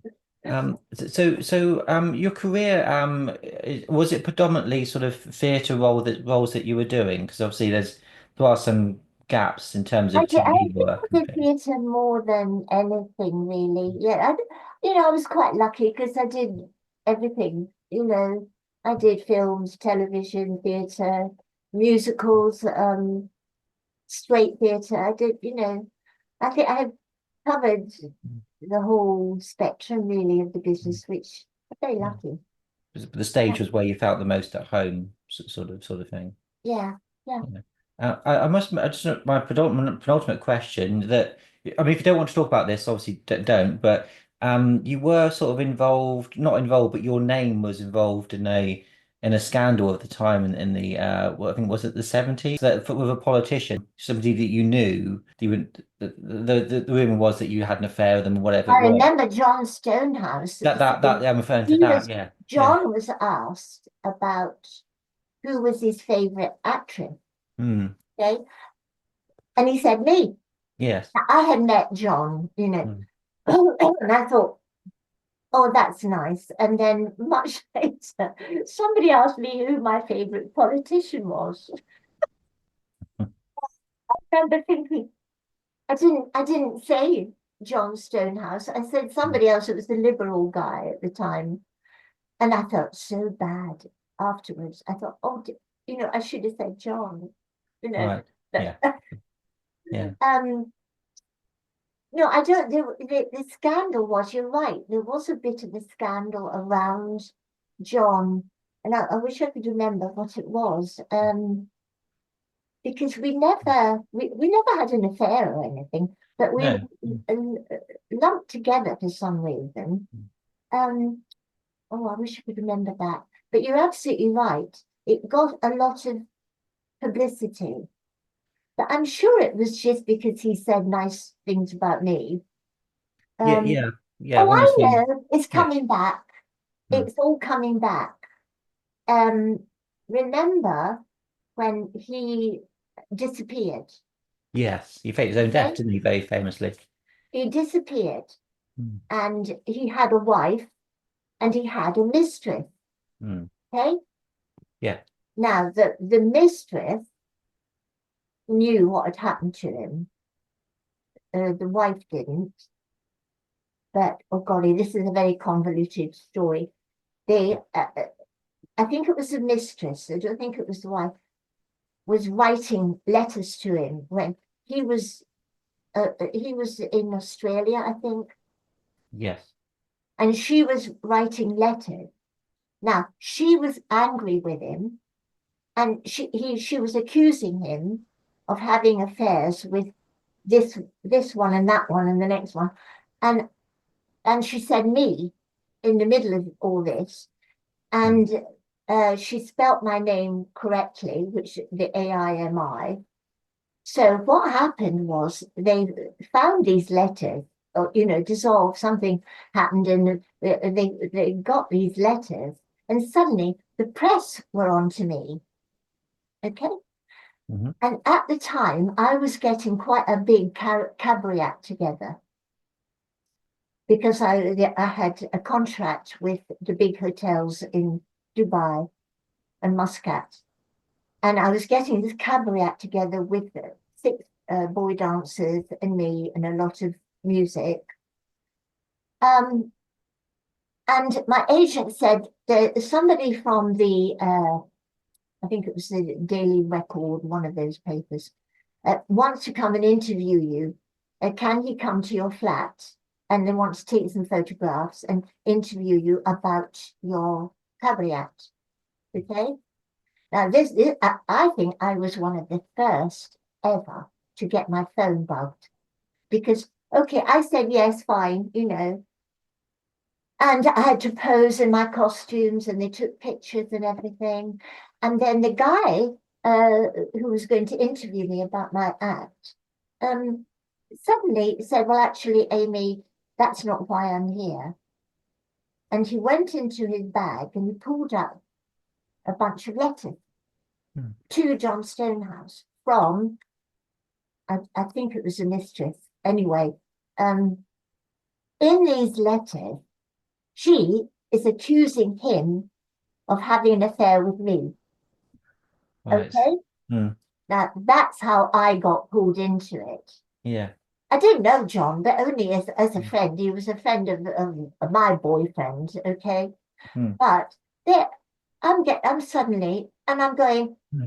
what? I said, no, no way. And I'm saying stupid things like, I didn't even fancy him. Well, that was headlines. in the and when I hear about all the business at the moment, with Harry and Meghan and all of that and all the press, my God, I think I was the first because this man actually admitted that my he had bugged my phone. And Right. he actually said to me, he said, "No, I understand." He said, "I agree, with all you're saying." He said, "And I happen to know that you haven't even had lunch with John on your own." Okay. Right. And I said, "Yes, that's right." I said, and I said, how do you know this? He said, "Because we've had your phone bugged." He actually told me. Right. So So, that's how that came out. yeah. Oh my God, I was devastated. And I don't think that did me any good. I think a lot of that, the Stonehouse thing, I think, stuck a bit. It just shows you've got to be careful who you know. Well, yeah, there's been so much, hasn't there, recently about that with various people, and but it didn't have a too negative impact on your life. It sounds like it sounds like the phone hacking kind of what kind of indicated, Yeah, but it was yeah. very nasty. And when I think about it, I should have gone for that paper, Mm. but you don't, you just carry on. Yeah. And my penultimate question, you said that you would have liked to perhaps done a soap. Is there any other role that you would have liked to have done? Did you do any Shakespeare or anything? Or was there certain things as an actress you No, would I have was liked to have never done? a fan of Shakespeare. No, not really. No, and there was nothing in Shakespeare that I could see myself doing. Mm. Maybe Yeah, the nurse. That's always the part that in Romeo and Juliet. That the nurse. Yes, I could do that. yeah, yeah. But I no, I didn't. Mm. No, Mm. didn't attract me at all. So, in terms of what would your legacy as an actress, are you quite happy to be known primarily for these Avengers and the Saint? Is it a nice legacy to have? Is it to Oh be God, yes, associated? Yeah. I'm not ashamed of that at all. No, No. No. no, it's lovely, and it's also the people you work with. You see, Yeah. Yeah. and oh yes, Yeah. that's happy memories. Yeah, Yeah. Is it, do you have a favorite TV or film role that we haven't mentioned? Anything that we've left unsaid? No. favorite. Yeah. Oh golly, um, well, the favorite role, yes, but Mm. wasn't in a film. Was Jean Brody. You see, That the that was play, my yeah. favorite. Yeah, Yeah. I'll never top that. Yeah. And if you were asked, would you do an acting job now, or are you kind of now fully retired? I'm a bit old to play her now. Oh no, I just meant generally speaking, because most actors kind of stop when the phone stops ringing, or Yes. but you sort of kind of feel, well, you might want to do something else in the future, Well, or no, something came along, but I don't know. Mm, I think I've had a nice career. I've had a mm, varied career, and mm. I'm very happy I did it. Yeah. But nothing lasts forever, does it? No, that's the only thing that is Yeah, constant in life. It is change and ends I and know. beginnings You and never know. There might be yeah. somebody out there that wants a very daffy old actress to play a very daffy part. Yeah. Well, you never And of never course, say never. I'm free. Well, it'd be lovely if that comes along. But well, thank you very much, Amy. It's been really lovely to speak to you, and thank you for spending so much time talking to me. It's been a pleasure. Oh, good, good. I hope it's okay. Oh yeah, yeah, it was lovely. Yeah, yeah, thanks. Yeah, it was very interesting. It's all the twists and turns. I'm a big theatre fan and everything, so it's lovely to explore that with Okay, you as well. okay. Okay. Well, thank you so much. And how do I click you off? Oh, there's a little X in the corner. In the bottom corner, there's a little X that'll take you that'll let you leave the In the corner. yeah. But I can end the meeting for us. Oh, I know, up there. Yeah. I've got it. Okay. If I tap on that, you'll disappear. I will. I'll disappear from your life Oh, forever. what a Yeah. shame. Okay, I say bye-bye. Bye Many bye. Take care, thanks. Amy. Thank you very Bye-bye, much. darling. Take Bye, Amy. care. Bye bye. Bye. You too. Bye. Um. Well, thank you very much, everyone for watching. I hope you enjoyed this afternoon. Before I do end the conversation, I just want to say thank you to Pete and Andy from All Star Autographs for this event is in association with them. They very kindly supplied Amy for the event, so without them it would not be possible. So everybody, please check out All Stars Autographs. They do some very good signings. They've got some very good clients to represent. So again, thanks to Pete and Andy for making this work. And without All Star Autographs, you wouldn't be here this afternoon. So thank you again to them.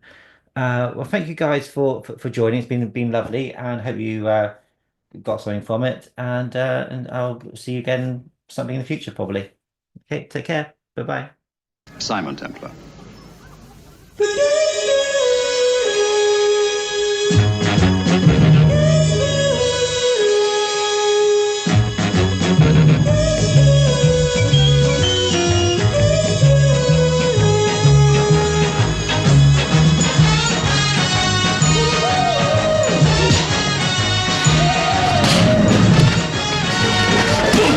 Don't make a scene. The scene has already been made. How did you know? I didn't. Dear man, have you any idea what you're taking on? No, but I'll pick it up as I go along. Hello. How you doing? Not too bad. How are you, sir? Okay. Well, thank you very much for wanting to talk about your role in Vendetta for the Saints. It's very much appreciated. I first of all wanted to ask because, of course, before Vendetta for the Saints, you had essentially guest starred in two episodes prior in some very nice roles, as we have discussed before. So how was it that you had just a sort of a small little cameo in this one? How? How did it kind of come about? Well, Jim Connolly was the director. I met him on location. I met him where we were shooting. I don't recall where it was. I think it was Luton Airport. I think it was Luton Oh, Airport. right. Of course. Okay. And I just remember him saying, "Thank you very much for doing this for me." I said, "Fine, good." And he was dressed in a kind of a very weird corduroy suit, but that's all I remember. It kind of stood out in my mind. He had this corduroy kind of baseball kind of cap also, and jacket and trousers. I thought, whoa. And heaven knows why I just remember that for some reason, but that was it. I had no idea Fulton Mackay was in the show because I never watched it. And I had no idea Ian Henry was there. So these are a couple of friends I had in the show. Fulton, as I said, was a great actor, actually. He was just a wonderful man and a very, very, I mean, I did one very good show with Fulton.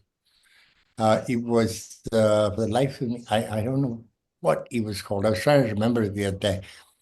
It was According to my notes, it was an episode of Special Branch. Special Branch. Time Bomb. Sure.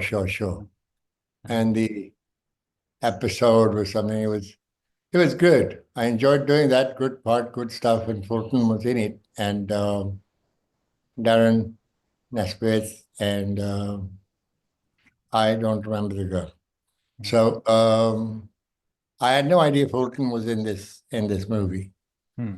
And because we never had any kind of scenes together. I was just sitting at the counter stamping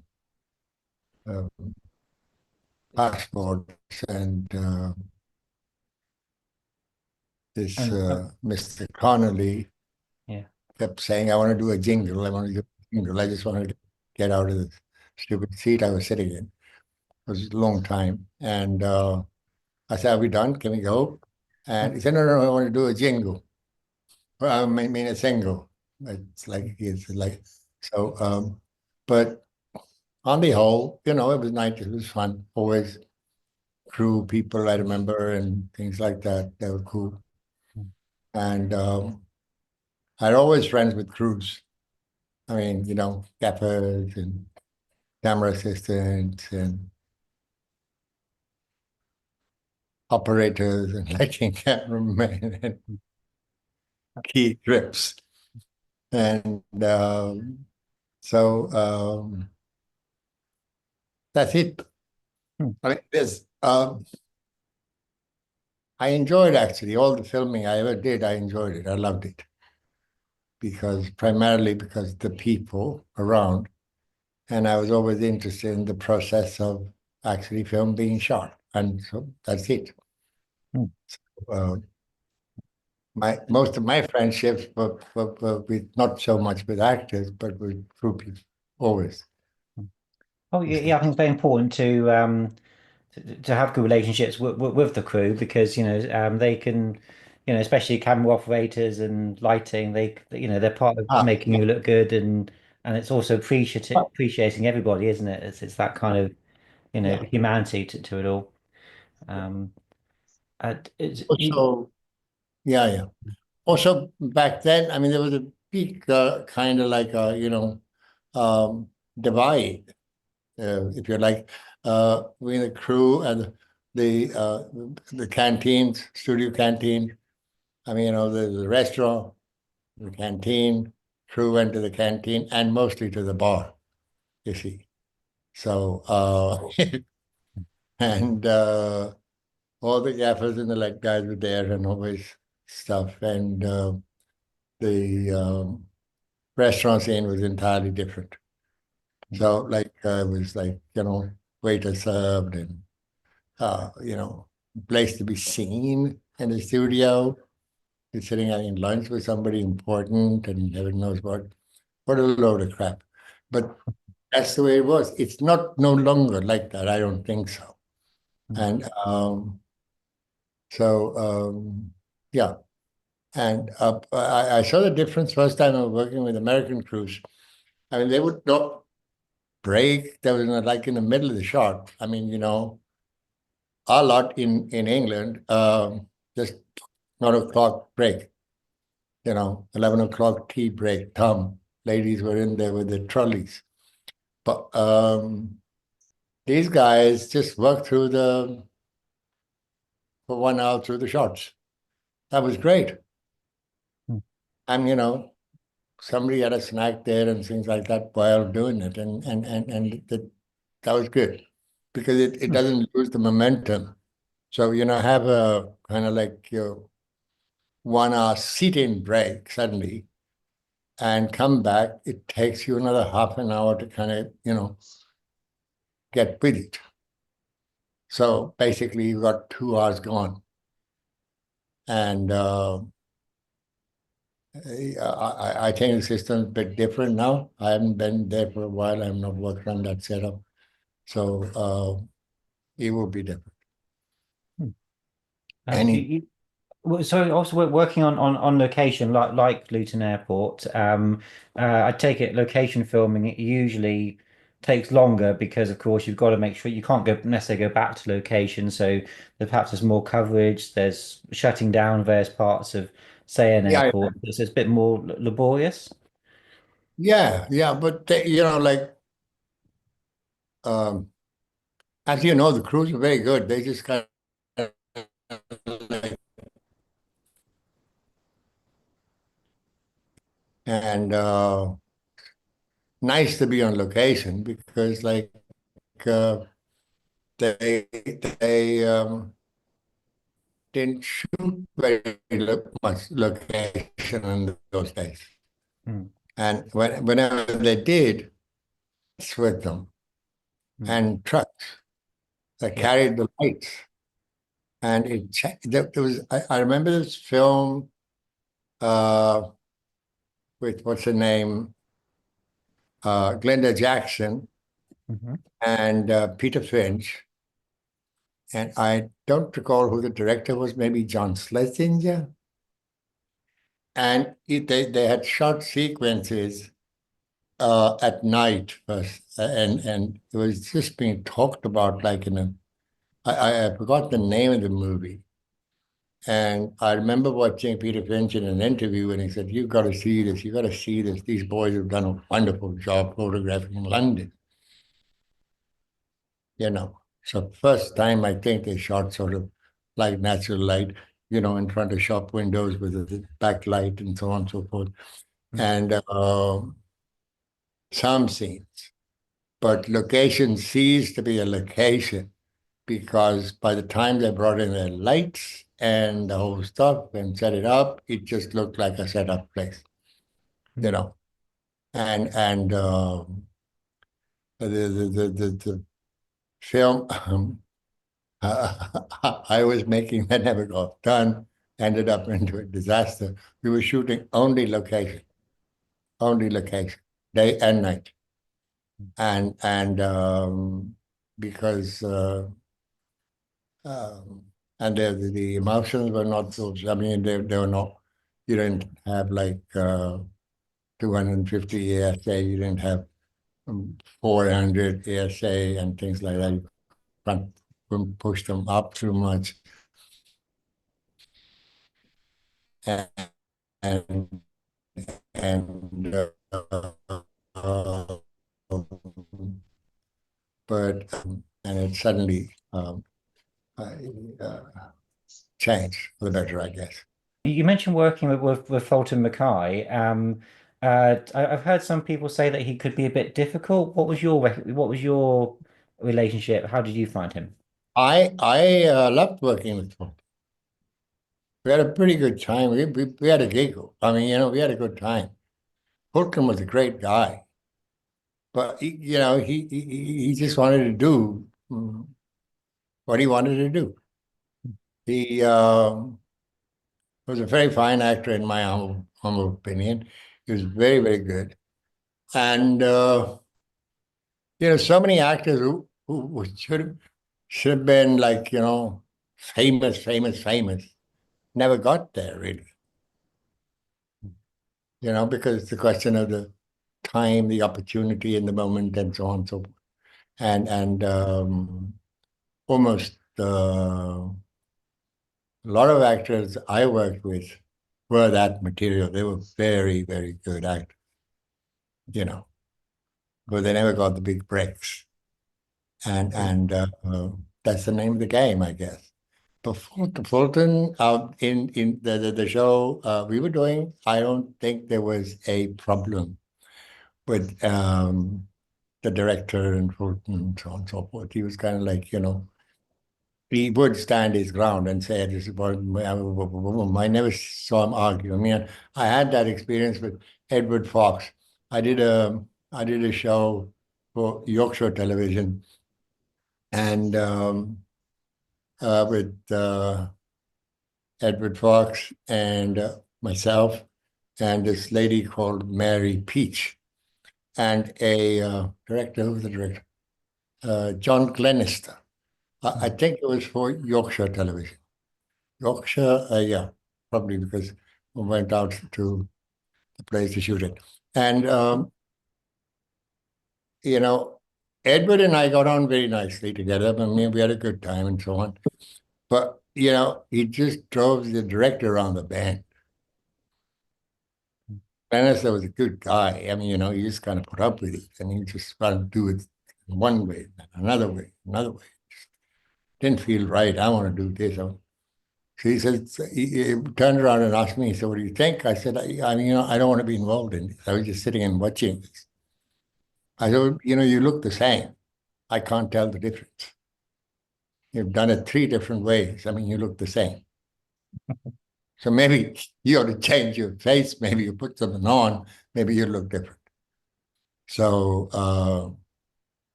but yeah, some actors are like that.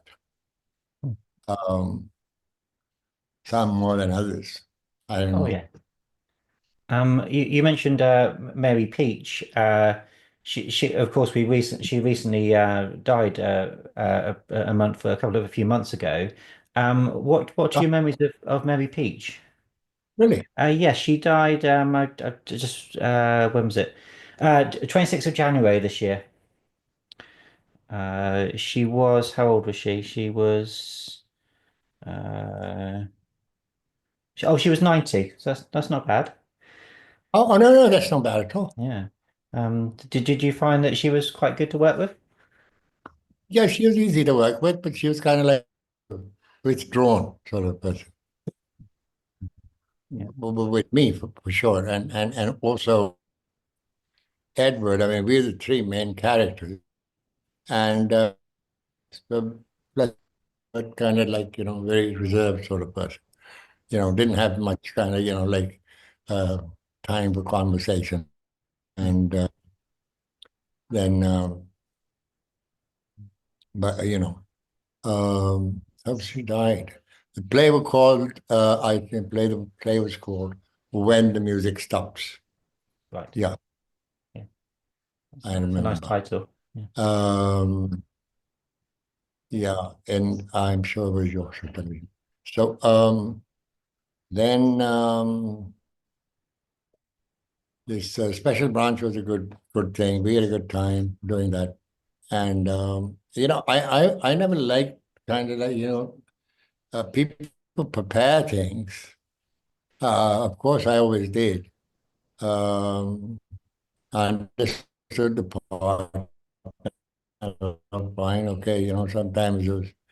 I haven't ever had to actually put in really this.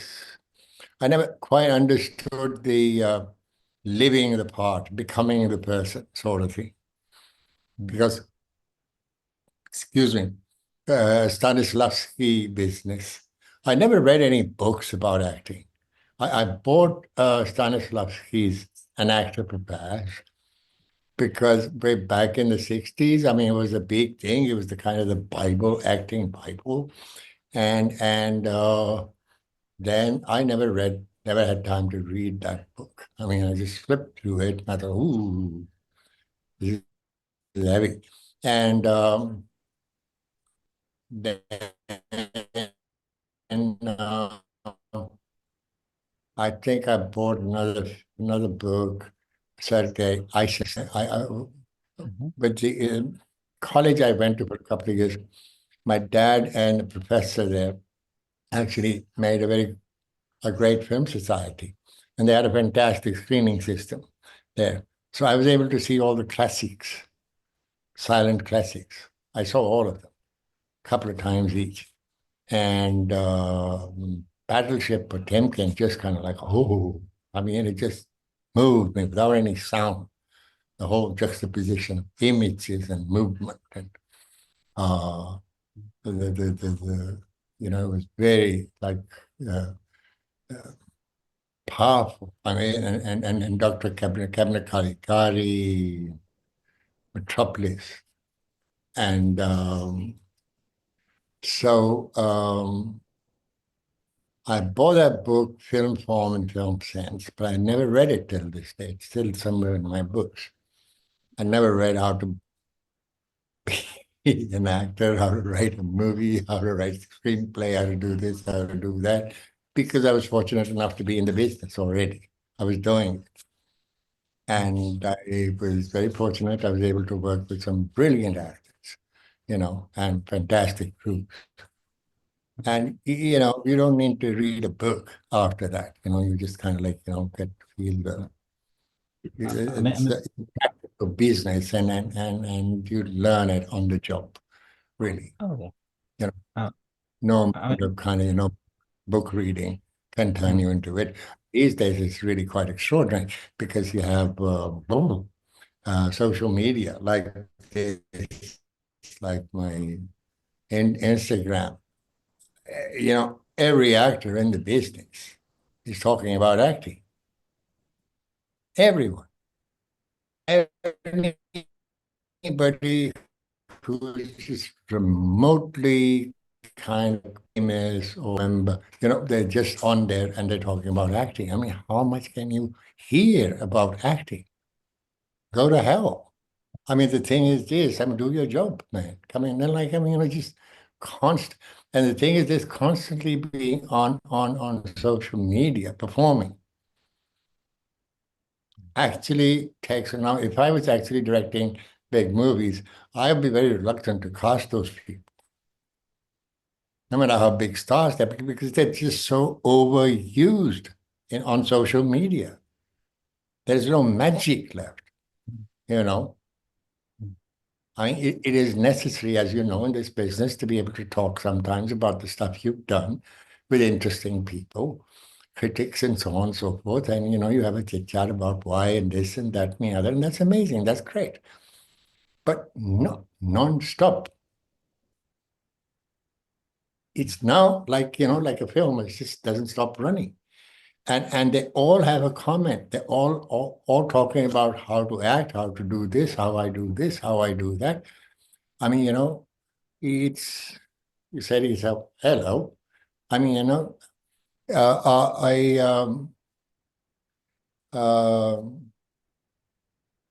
worked for a bit with John Frankenheimer, and we got on very nicely together, and had a very good relationship with him, and did stuff. And a lot of my stuff I did was actually cut out of the movie because it was overshadowing Umar Sharif, and it went out. And so the movie didn't make sense, primarily because of that. I mean, one of the reasons, not entirely because of that, because I was the bad guy in the movie, and I win the horse game by actually unfair means, break his leg, and people never see that happen. And suddenly I'm the, uh, winner to. So it didn't make sense, and it was like, but I had a good time shooting the movie. I trained well with horses, and it was a horse riding movie like Buzkashi, the Afghan game where you have a calf that weighs about 250 pounds, and you have to actually carry it to the other person's goal, and you fight for it, and you have little whips, and they go ta ta ta, they take it out of your hand. Great game. I did that. I had practiced for it. I had practiced for it for a whole month. Umar Sharif never did. I mean, they cut special close-ups for him in there. He didn't write the whole game. I trained for it. And so all that, that would go out the window. And so I don't know why I started on that. But What was Omar Sharif quite nice to you as an actor? Was he? no. But No? I had great friends with Jack Palance. We became Oh yeah, very, yeah, you yeah, know, yeah. he kept me from being in the Marine Corps, and he said you're mad, and things like that. But we were good friends. Jack Palance was a great guy, Mm. great guy. He He's was got a great presence, hasn't he? Got great screen presence. yeah, very interesting because the characters he played in the movies and things like that didn't actually he was a very he was a poet. He wrote amazing poetry and in person to have conversations with and so on. And he was Ukrainian, Russian Ukrainian. Yeah, Mm. mom was Russian, and he grew up in Ukraine, and so on. And so I got to know him quite well, and we had a good time. Wonderful. You mentioned you knew Ian Hendry, who of course has a very prominent role in Yeah, this yeah, yeah, yeah, film. yeah, yeah, Yeah. yeah. Um, He's a great guy. He's a very good actor, Ian Hendry. Brilliant. And yeah, but he was a good friend. He was a friend of mine because of a very close friend of mine. Ian was friends with, and we became friends. We used to meet a lot, and etc. So I never saw most of the things he did, but we just kind of like I've seen him in a couple of things. He was very good, very good. he, But always- he's played some very nice sort of serious roles that I've certainly seen him in. Was he a serious guy off screen, or did he have a good sense of humor? What was he kind of like that is to his friends rather than say the public persona? Well, he was not like a serious guy in that sense, but he was like kind of, but always a nice person to have interesting conversations with. Of course, we just, I mean, went to pubs a great deal. So that's a whole different vibe. That's a different number. And watching shows and things like that and so on with friends in it and so on. But, and having interesting conversations. It's just good people with imagination. Mm. And to have content sort of thing. So for some obscure reason, I remember James Connolly quite well, and I don't know why, because uh, I don't know how long I was there for the shoot, but not very long.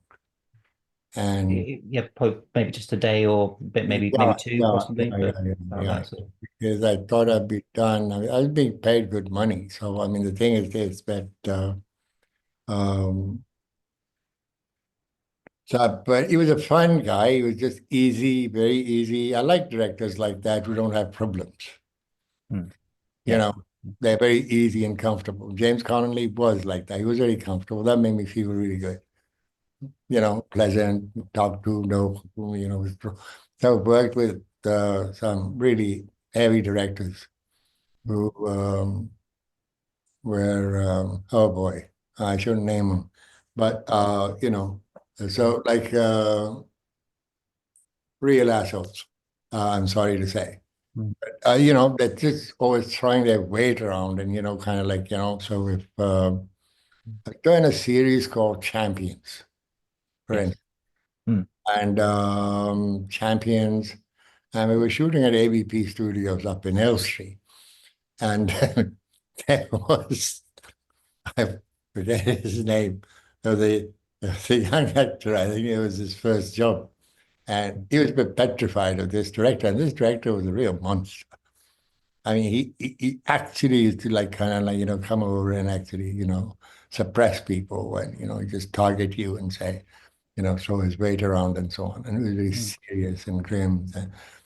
And there was this World War II Mercedes was set in kind of World War II time. And well, he must have said he can drive during the interview. But it is a difficult car to drive. It's a big automobile, and I guess if you've not driven it first, you just need to take it round the block or something like that to get a bit familiar with it.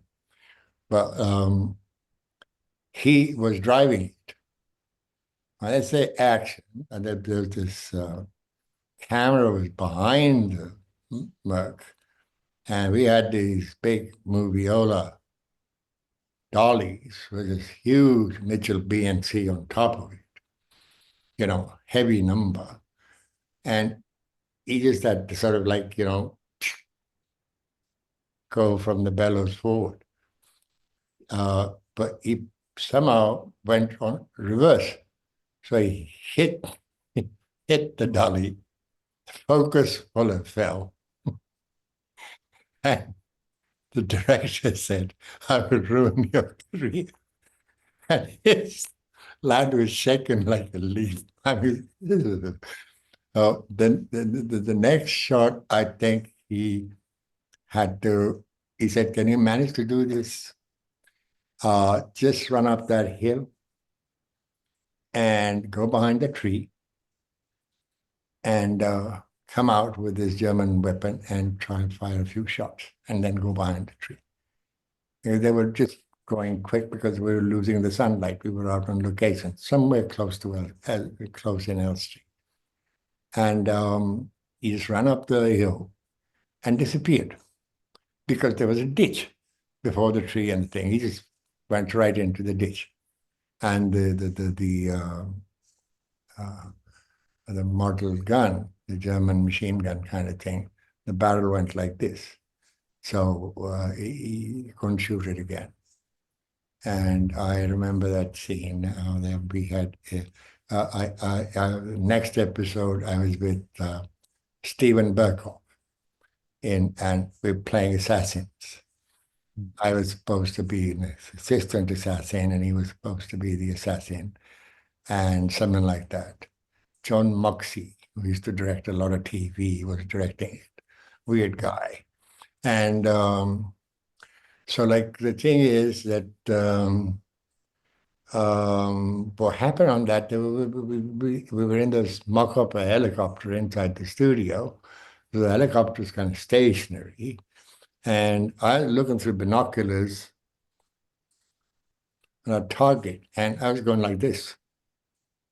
The helicopter going. And he says, "Cut!" I walked over to me and he says, "What are you doing?" I said, "I'm vibrating." He said, "But I didn't ask you to vibrate." I said, "Well, the thing is this, that when you're in a helicopter and it's stationary, you vibrate because it's going like this. So he got worked up with this and got hit with the propeller. The guy was trying to fix the propeller and he went, oh, back on it. And those kind of incidents and were interesting. Good directors, I don't know. Who was a good director? I mean, director's job is basically what you call actually breaking the thing into shots, whether you're good director, bad director, etc., how you break it into shots. What your eye is seeing is something else, and what the focal length is something else. And you got to have the ability to see it in shots and break it down in shots, and that's your main thing. And you're good. I don't know how you're good, but the thing is this, that people who, I've seen too many of these kind of confrontations between actors and directors and, after the thing starts. I kind of find that like not very good. Never got involved in that. I mean, but I unfortunately I worked with a couple who were really not good people. They just wanted to throw their weight around, and I got a bit worked up, and that affected me quite a lot because they had a lot of influence, and they talked about me. So when I did had a long break because of that, and I shook this guy up real bad, I tell you that. But like when I did Twisted Nerve for the Bolting Brothers, after the screen test, and they asked me to come to their office and went there, and they brought this thing up. They say you're a difficult person to work with, and so on and so forth. And I said, well, I'm just cool. And Roy and John were great. They were very pleasant people. I mean, there's always somebody who has a nasty story to tell about. But, on the whole, I mean, easy. A director is easy. Everybody's easy. The whole atmosphere is great on the set. There's no tension kind of thing. And, but some actors create tension. I was doing a show in Birmingham. What was it for? It was like for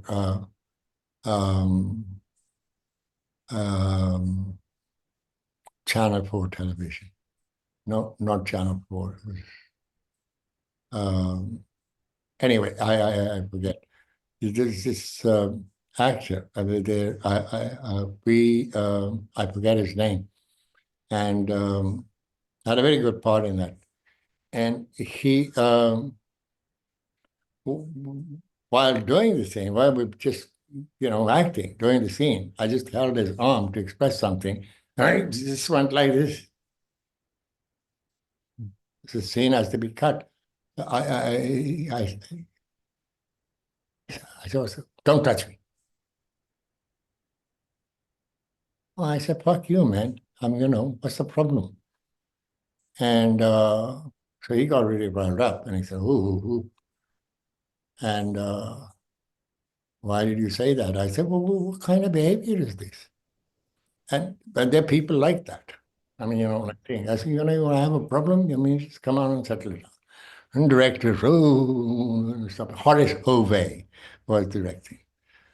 Um, Black guy, good man, Horace, like, fun guy kind of thing. And, but I think Fulton and Ian Henry were the kind of people who would have done real well as big movie stars, but they never had the opportunity. They were very good, Oh yeah, very much so. and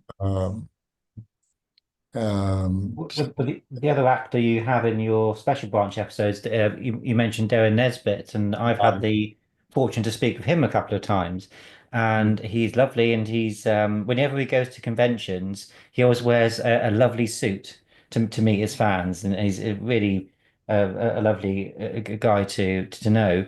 Do you remember working with him as an actor? What he was like to exchange with? with Fulton. Oh, sorry, we're Darren Nesbitt.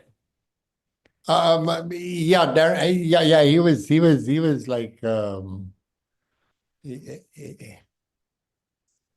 like that. He was kind of like, he used to go a bit over the top, dresses wise and things. I Yeah, I didn't. think he comes. He's certainly a very eccentric actor, Yeah, as a person to yeah, speak with yeah, as well. yeah, But full of heart and enthusiasm for the business and his craft, much like yourself in that respect. yeah, yeah. Um, But we spent really more time with Fulton. hmm, yeah. So there's so many hours in the day and things like that, and so. But like that was that. So it's I've been actually working on a show with a friend and theater show um, in to actually do it in England. It's basically two-person show. Mm. And I suggested that add a third person, one of the ladies that we both known over the years. And it is about, we just pulled in a bunch of ideas. And I said, might be, my idea was that it might be very interesting. So if you primarily a three-person show, and it's to actually talk about our business from when we started work in the 60s and what was happening, and uh, ask some interesting questions, raise some interesting questions, and go on a nostalgia train for a bit. So it's kind of like, remembering the old days in an interesting way, and the kind of shows that we did, and who was what, and who was a pain in the neck, and who was kind of like, pleasant, and so on and so forth. And they both seem to like it, and they're actually working on it. And I keep sending them ideas from my end, and we see. So let's see how it knits together. If it Is happens. your intention to do that in London or? Oh, of course, yeah, yeah. Hmm. Well, I So hope you do because it'd be very nice to. I'd definitely come along and see it. So okay. very good. Yes. I really hope it happens, but it's standing so strange there right now all over the place. I mean, wherever you go, there's some kind of shootout going on, and it's a very weird time.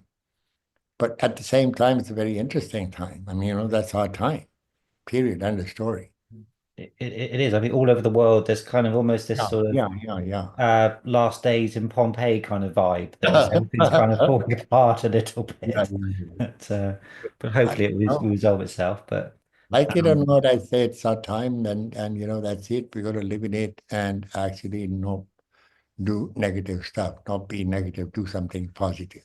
oh What yeah, business is like, performing, acting, directing, make a short, make a feature, make a theater show, do something which is really good. I mean, to hell with everything else.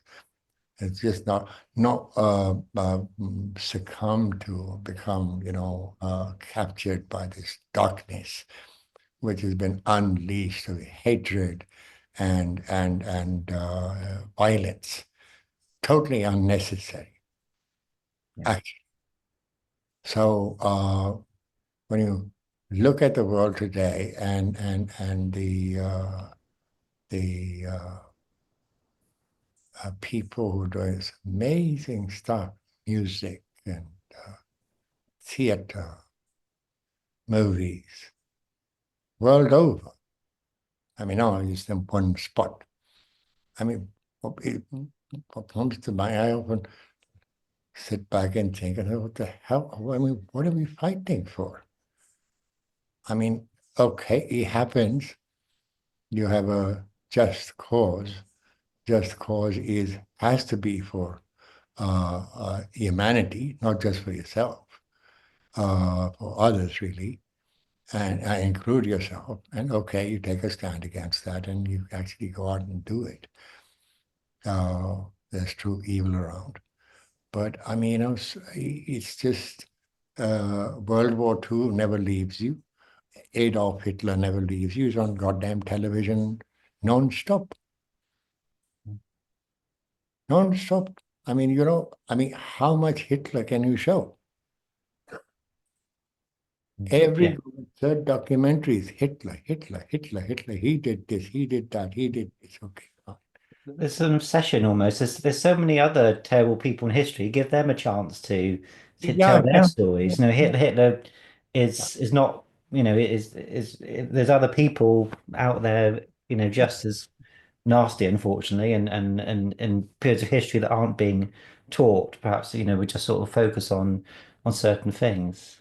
Yeah, so you're right. and also I miss England a great deal. I mean, more now than I did before. Mm. So I don't know how much it's changed because I've not been there for a few years. And people tell me it's changed a lot and things like that. London, well, I mean, it was changing when I was there. Like, West End was changing because I have my studio down on Dean Street, opposite Cove Wadis, like Aka Karl Marx's old home, Mhm. and it had the craftsmen were being driven out.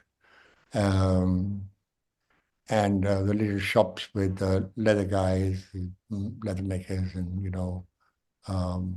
bakeries and so on and so forth. They started to disappear, and so it changed a great deal. But some things were good, some things were kind of not so good. I mean, I saw Covent Garden change from being what it used to be years ago into a whole different kind of like number altogether. But mostly I miss the countryside. I spent a lot of time Devon, Cornwall, Somerset, and so on. But also the miss the great repertory theaters. Oh wow, man! I mean, how can you actually uh, let that go? I keep asking myself, what a Mhm. phenomenal thing it was. Those theaters and the performances and actors who actually. I met Albert Finney for the first time in Birmingham, um, which I think I was auditioning for the Birmingham Rep and also doing a show in Birmingham, a weird show called Crossroads, of all shows, with Sue Nichols and a couple of other things. And that was like, like 2 shows a week kind of thing. And there was Mark Kingston, I think. He was doing some kind of television series about a football coach, I think. And he and Finney were friends. And the digs where we were staying, Winnie, nice lady, but she used to say, no girlfriends are going to come here and so on. And she was when Albert Finney used to work in the theater, he used to stay there, and that was the connection. They were there. I met them for the first time, and we spent a very pleasant evening together, and went to see a show because we knew people who were in the show, and all of that is gone, kind of thing.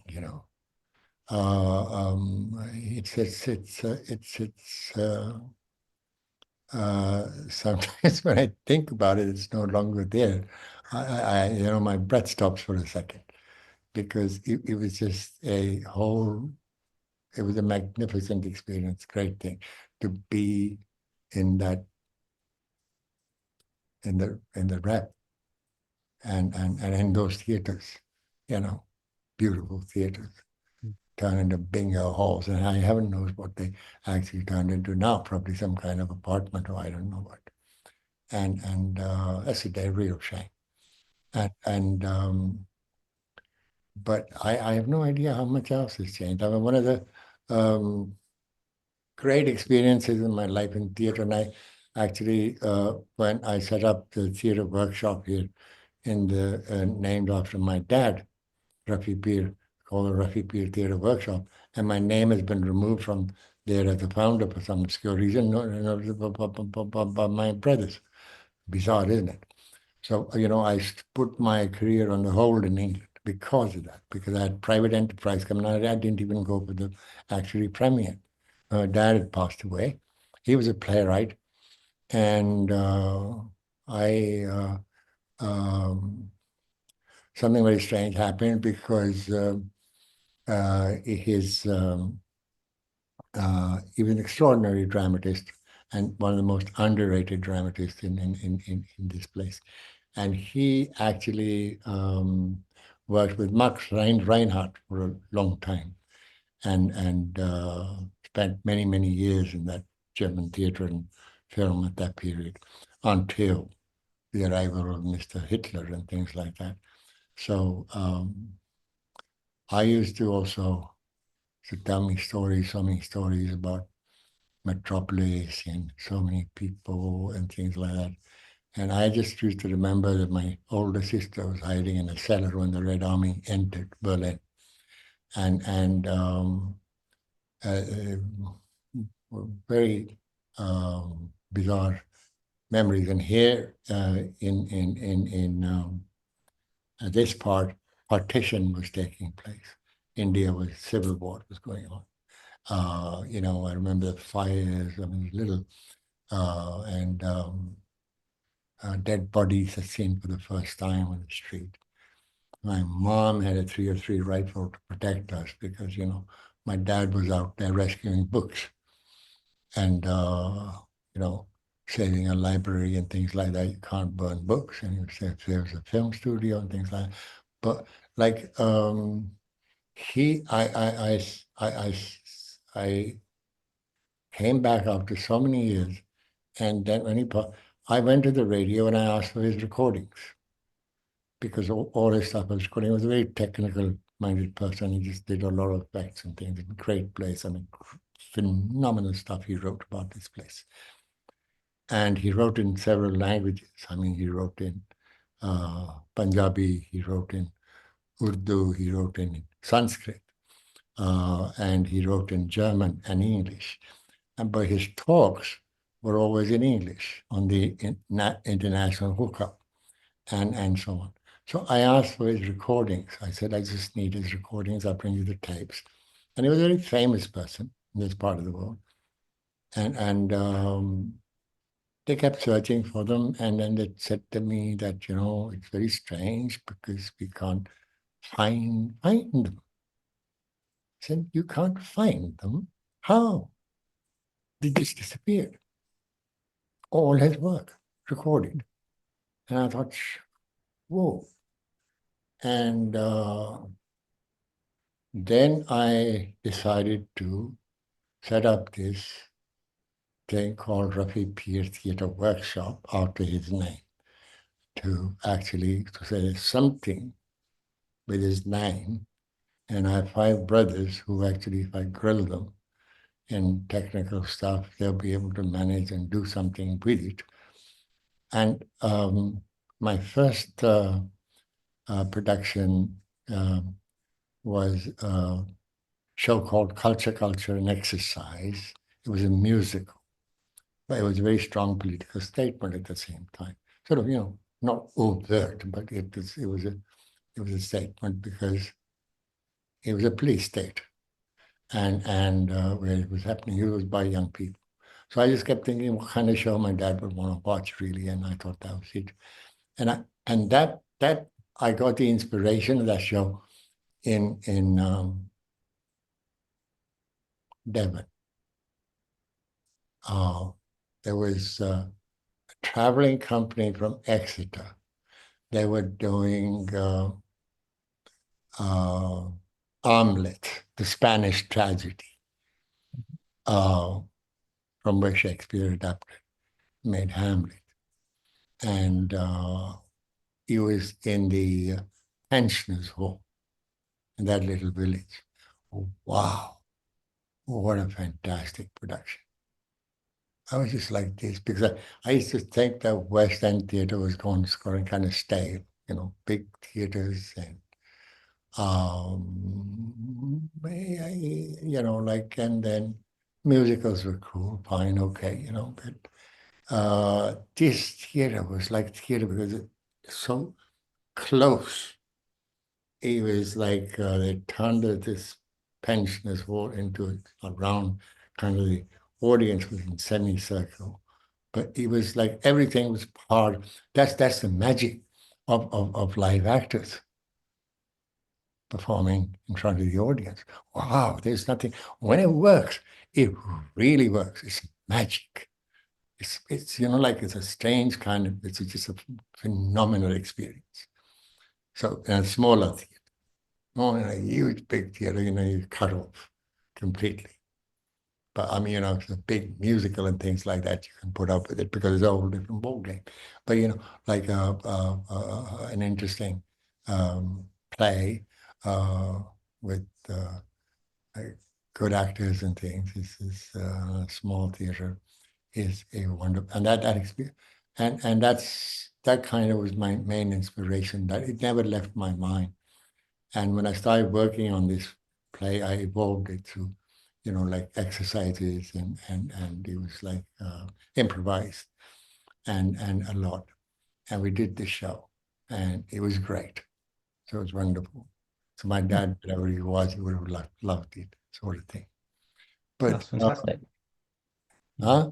That's fantastic to that he Oh, it's something your dad would have been proud of. So yeah, yeah, it might be nice to hear. Yeah.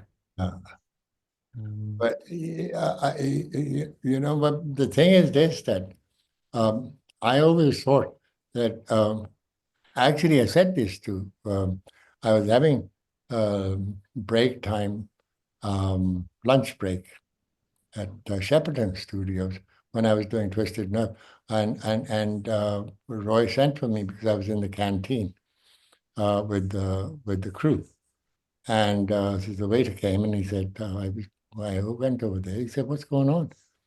I mean, you were waiting for kind of like, lunch. And you were over there. I said, I was over there. I said, yeah, I want to be with those guys. They make the movie.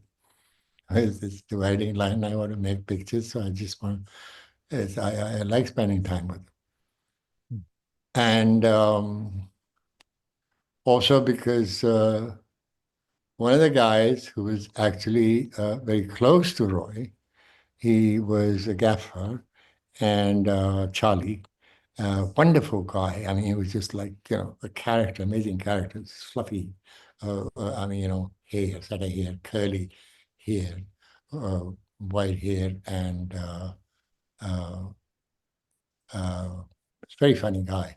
And he was actually working on Korda's Thief of Baghdad.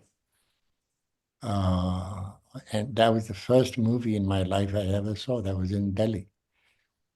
I was apparently 8 months old. And my mom tells me that when the genie came out of the bottle, I made a big scene. I kind of like, I started screaming and things like that. And she had to take me out of the theater and bring me back in again. And But I have to tell you this because many years later, of course, um, John Justin was actually the one of the lead actors in that. Was the Conrad Veidt, the German guy was the magician, the bad guy, and John Justin was the good guy, the hero, and Sabu. And well, magnificent movie, actually. If you see it today, the special effects are just phenomenal. I don't know how they did it at the time. And well, I was just coming out of my house to go somewhere, whatever, and John Justin's just walking down the street, and we were neighbors. You know, he was living 3 houses down, and then we started talking, and I said, I mean, you know, I watched you in this. My first movie I'd seen in my life was with you and things, and then we ended up working together. We did a show together, television. I don't remember what show it was, but we had a wonderful time. I mean, you know, just he was having problems with memory lapse and things like that. But you know, sort of strange life. And so let's see if I make it over there and we do this show, and we will do, you know, we'll do a good job, really, because there's so many interesting stories to tell. So you make a show about our kind of the shows we did, and you know, this guy did his numbers, and Jenny Seagrow did her other stuff, and she was involved with the improv also. Turned a bit noisy, their separation, but it's now cool kind of thing. But so there are a lot of stories, interesting stories to tell about what was happening, who was doing what, and who was doing what, and why did this happen or that. You can create very interesting drama out of that, and put a little bit of music in it, make it interesting, and have a tinge of nostalgia attached to it. It can work really well, and I really hope we're able to actually do it, you know, before too long, before, you know, I'm blown away here somewhere. Yeah. Yes, we know Putin's making threats to the UK and stuff today, and you know, Yeah, yeah, they're saying they want to drown us with yeah, this yeah, water nuclear weapon or something. And I don't, it doesn't really make much sense, but yeah, yeah. yeah, yes, you never know, do you? How long anybody's got really. But you certainly were saying that there's. I think the reason why shows like The Saint are so popular is you do Yeah. have a nostalgic element to Oh, them. yeah, yeah, yeah, yeah, That's a yeah. big sort Maybe. of part of it. Yeah. Because you said you never watched the this story until did when I sent it to you, did you watch the whole thing or bits of it or? No, I didn't watch the whole thing. I just, I didn't. Mm, But I watched the bit. Um, I think I didn't watch it, mm. but I just clicked. I knew Okay, which one two it bits was. of it.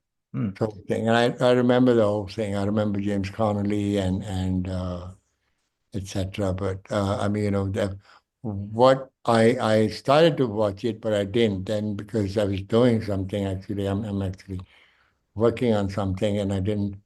My hours are very odd, and then I had to fast forward it a little bit to see what I had no idea Fulton and Ian Henry were in it. mm, That was the thing. Then I settled. I started watching their scenes, but I mm. never got to watching my stuff, you know. And but yeah, Because I think Ian Hendry is very very good in this. He's a very good a very good villain, and yeah, I know he had some like we all do some personal problems throughout his life, but he never seemed to let those bleed into his work. He was always consummate yeah. He's professional. very good about that. Mm, I think. Yes, yeah. yes, yes, Mm, yes, yeah. yeah. Um, and Fulton Mackay has a very nice role in the episode. Of course, short lived. He gets killed off quite quickly. Um, But one thing that's interesting about this story is that it was filmed as a two-parter. So it would two episodes, one week, one the next week, and that was the case for the US market, the UK market. But the producers or ITC decided that they would like to release it as a feature film in certain European territories. But were you aware that this ended up in cinemas in some territories? Was that something you were aware of at the time or since? Yeah, yeah. I think my agent told me it was something like that was happening. Hmm. And what but I actually watched only Ian Henry's and Fulton scene in the movie. Hmm. By and we had this conversation. I was saying with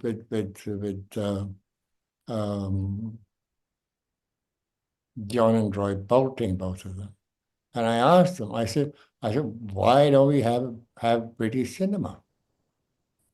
Why? Because every now and then, you come across and some big deal turns up and they make speeches on some functions about the not having British cinema. So, but why don't we have British cinema? Because it's all American distribution. I mean, you can't make a movie in England without American distribution. And why is that? So I ain't really have a good enough answer, frankly. And I always thought about that. I thought, what on earth is this? That I mean, on the one hand, I remember a speech given by there was some function taking place at BAFTA, and this gentleman was prominent film critic, and editor of some magazine or so. And it said something like this, that if you do not have a society doesn't have a strong indigenous cinema of its own, it's in danger of not only not having a indigenous cinema, it's in danger of not having a culture at all. And so, okay, so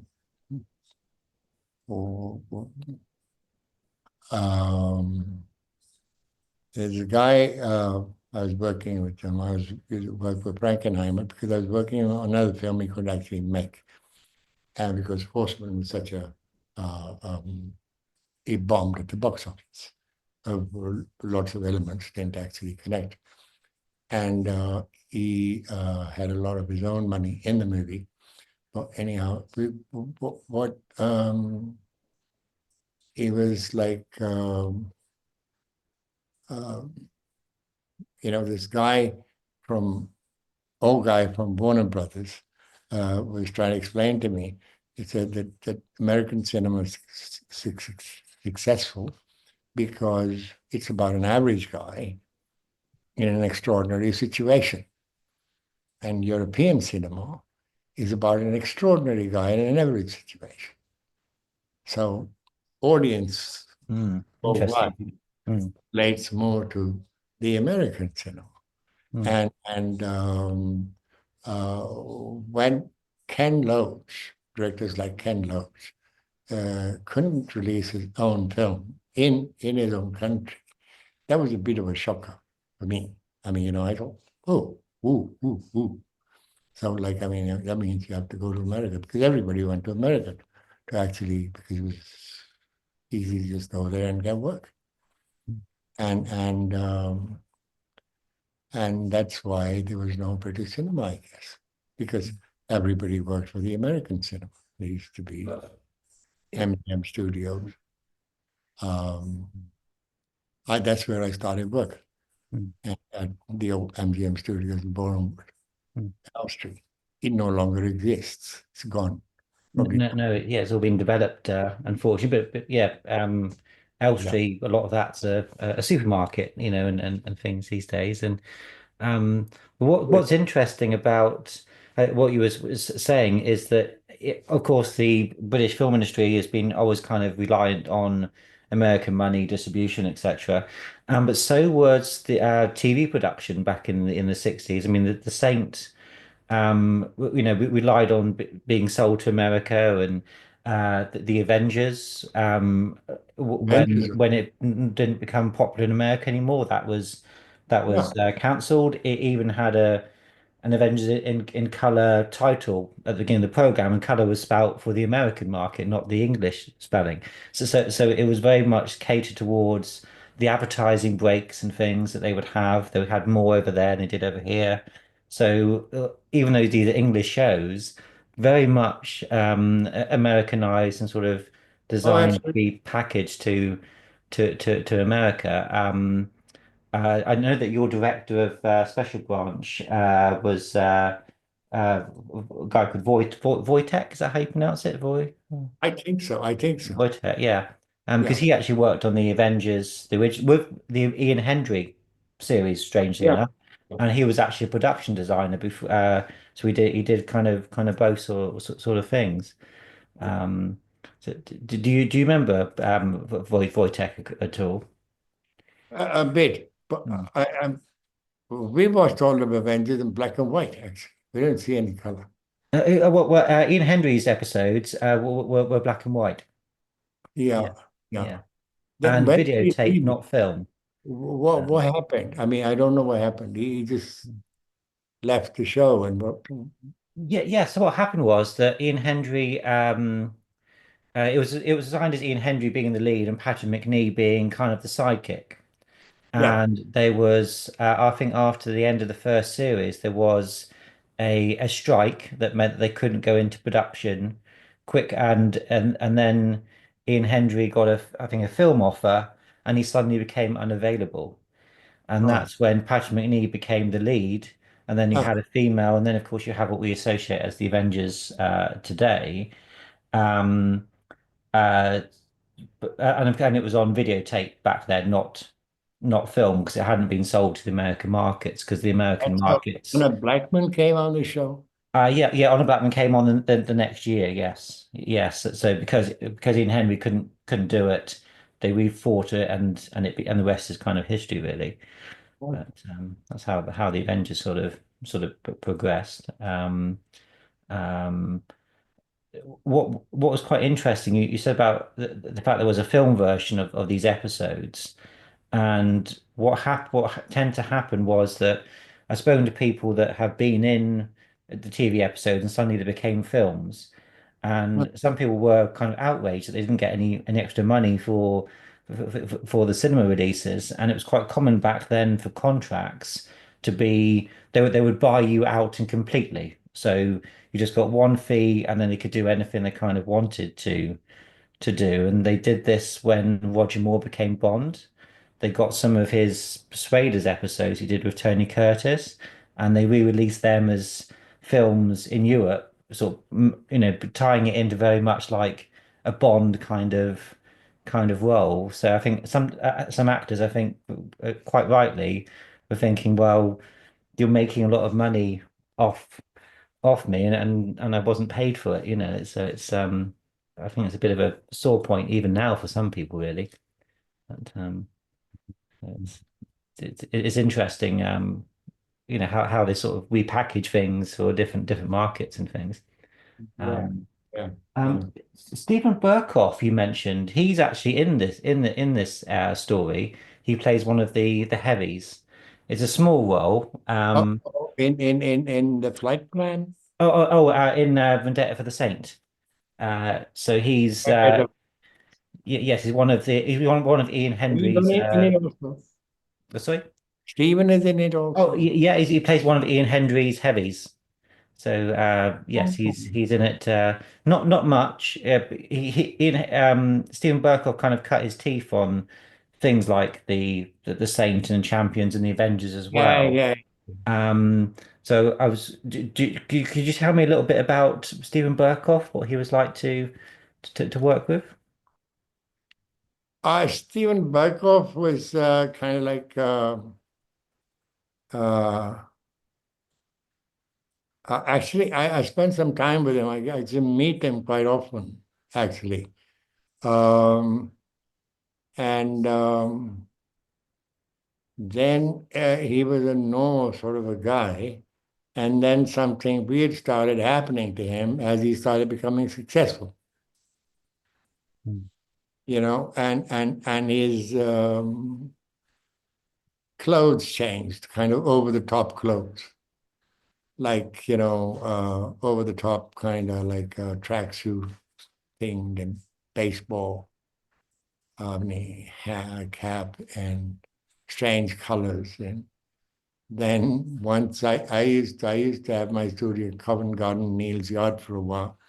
I was working there, and I was just coming out of there, and I saw this big bike pull in, and it was, the streets are really small there and things, and this huge helmet and stuff, and lo and behold, I see Stephen Burkoff dressed as a kind of some sort of astronaut on this heavy bike. I said, "What on earth are you doing, man?" He said, "Oh, it's you." I said, "Fuck you also." And that was the last time I saw him. I have heard that he can be difficult. Yes, that thing's Yeah, true. yeah. I don't like people like that when they're trying to do that kind of thing. I Mm. never like, there's no need for that. No. But if they get, like, then um, it happened a couple of times, but, they were sorry they behaved like that with me because one of them was Patrick Mauer. And I mean, he would think twice about doing that thing for somebody else again in that manner. And Right. but I never liked that. I mean, it depends. If I was in sort of like an okay mood, I'll just overlook it. If not, he was bad for the other guy. Mm. And, Yeah. mercifully, there were not that many of them. Derek Newitt was one, and he actually was very offensive. I didn't know him. I just was with an actor friend, and I was going somewhere. I had it, and he said, like just we'll go in the car, and I did not want to go in the car. I said, I'm just walk down the road and be there. I have to meet someone. We were going, I think, to Queen's Elms. I used to go there regularly, and I was sketching. Actually, I was making Sean's sketch, the landlord, and because it was a very interesting looking character. And so this guy, Derek, it was his car, and he said something really not very pleasant. I all got these kind of like, people coming out of my car and this, that, and the other. And I told my friend, I said, I just do not want to be sitting near this person in his bloody car. So, let go. I'm just going. And he pushed it and he paid for it. So, it unfortunately happened not very often, but there was a time when, you pop kind of thing. So, you learn to control yourself a little bit. And Stephen, I mean, it was very weird. He's kind of, with a little bit of success, he changed into something very phony and kind of like, up there. And I used to spend, often go out and see him and we just chit chat and so on and so forth. And he just kind of like changed. Mm. Some Yeah. people like that, Yeah.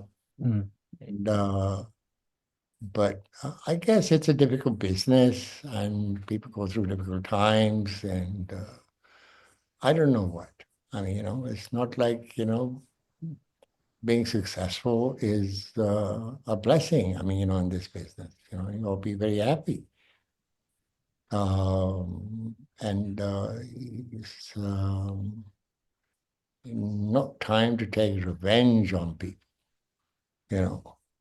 And some people do that. I mean, like I used to find that very strange, very, very strange. And the um, Jack Palance became a great friend. I mean, we were really we used to spend a lot of time together. I mean, tell me a lot of stories about, because I used to be very interested in listening to all Hollywood stories, and the shoot on the movie with Frank and I move in Madrid. Most of my time was spent in the flamenco bars and things like that, with all the gypsies and things, writing and playing music and so on. And these guys who I was friends with, actually, do you remember Milton Reed? Yes, I know. The wrestler, wasn't he? I believe. Or Yeah, yes, yes. lots and lots of movies, Milton. So many And, Bonds and all sorts. first time I saw Milton was in Madrid. He was there in this movie, and this was a seafood restaurant, and Milton was dressed in a kind of a Georgian-looking outfit with a black tunic and a big belt, and sort of slightly baggy trousers and boots.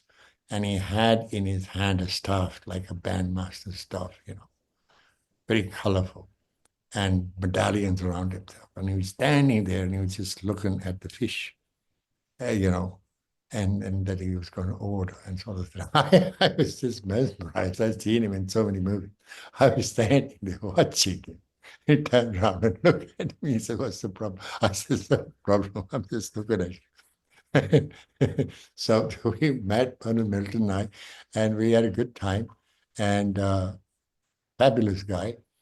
And then many years later, I was actually editing my film, uh, one that is banned in this country. Everything I've done is banned here. Um, um, and I was going to visit somebody in Bayswater, and I'd taken this bus from Oxford Street, come out of Dean Street, because my place was in Dean Street. And the bus stopped, and there was a guy sitting in front of me with a kind of like, torn jacket and a sort of a very old, almost like moth-eaten cap on his head. And he turned around, heavens, that was Milton. I couldn't believe it. I said, "Milton?" He said, "Hey, dear boy, how are you?" And it was almost stopped, but I came down. Milton hadn't had anything to eat for the last couple of days. And there was a pub across the road, right across the bus stop. And we went in there, and they had a sort of, like they had meals at a big pub, and we had this meal. I was so upset. I couldn't get over it. I still can't get over it. And so, these other guys I used to like, we always like technicians and things, and so like uh, editor Harold Kress, people like that built Hollywood with their own hands. I mean, they did all the silent pictures, sound, CinemaScope, etc. Wow, what a lot of experience! Just imagine that. And there were a lot of actors that I knew from there. What was his? Jeffries. What was his name? Guy with the big nose. It's the biggest nose on television. People used to say. And he was in the movie. There were a couple of other actors I knew, but I was spending most time. Then I took Jack Palance and these guys down to the old Madrid flamenco bars. I say, you want to experience real people, let's come out, go to stuffy goddamn places. And you just want to see that real people there, like that real Spanish lot, the bullfighters, the whole thing, the horse riders. And, let's come and spend some time there. Jack kind of like just blended into that very quickly. And because obviously they were just thrilled to have this Hollywood superstar there and so on. But good experiences. I mean, I just had a wonderful time, really. But it was cut short. Boom. I was put into another world all of a sudden, like it was, and that's it. Like I mean, this. So I'm putting a lot of ideas together for this show, and so I thought it would be an interesting thing to actually talk about some of the television things that we did back in the day, and who were the people involved doing them, and what was the drama going on between the people while it was being done. That's the important thing, you see. And well,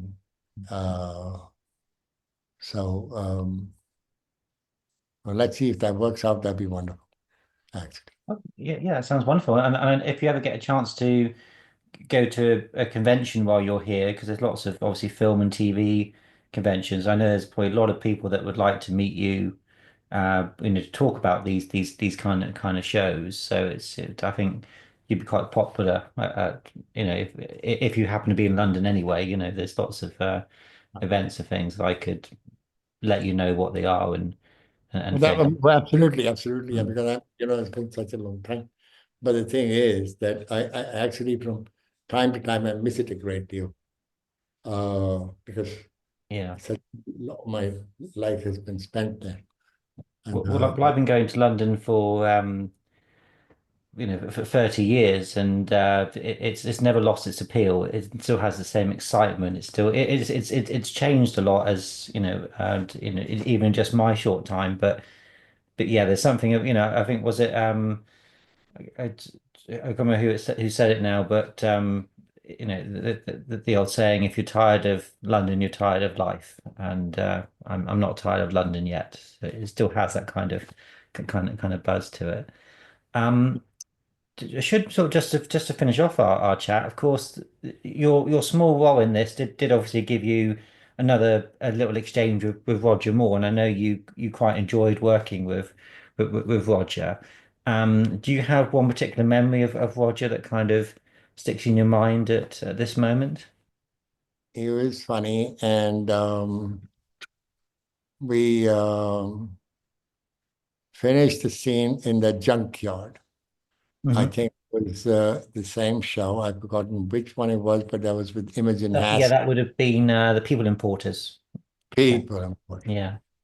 So he comes in the junkyard and he actually hits the bad guys, and I do something, and we just kind of like, after finishing and walking away from there, so he says, goes tap, tap, tap on my shoulder. And he says, good dog, good dog. I said, excuse me? I said, you want to turn around and say that to me one more time? Because I was really very much like that. I was, like a guy with a fighter mentality kind of thing, but I'm civilized now. And so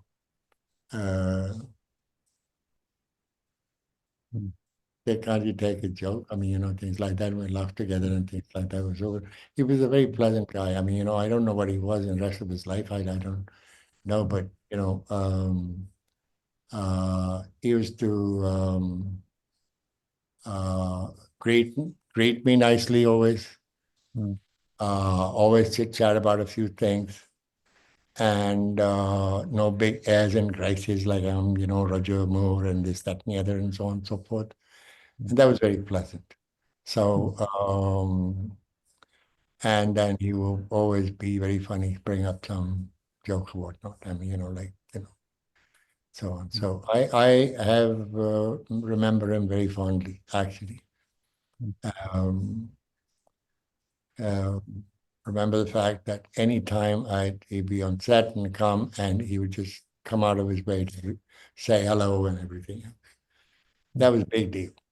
People didn't do that much, you see.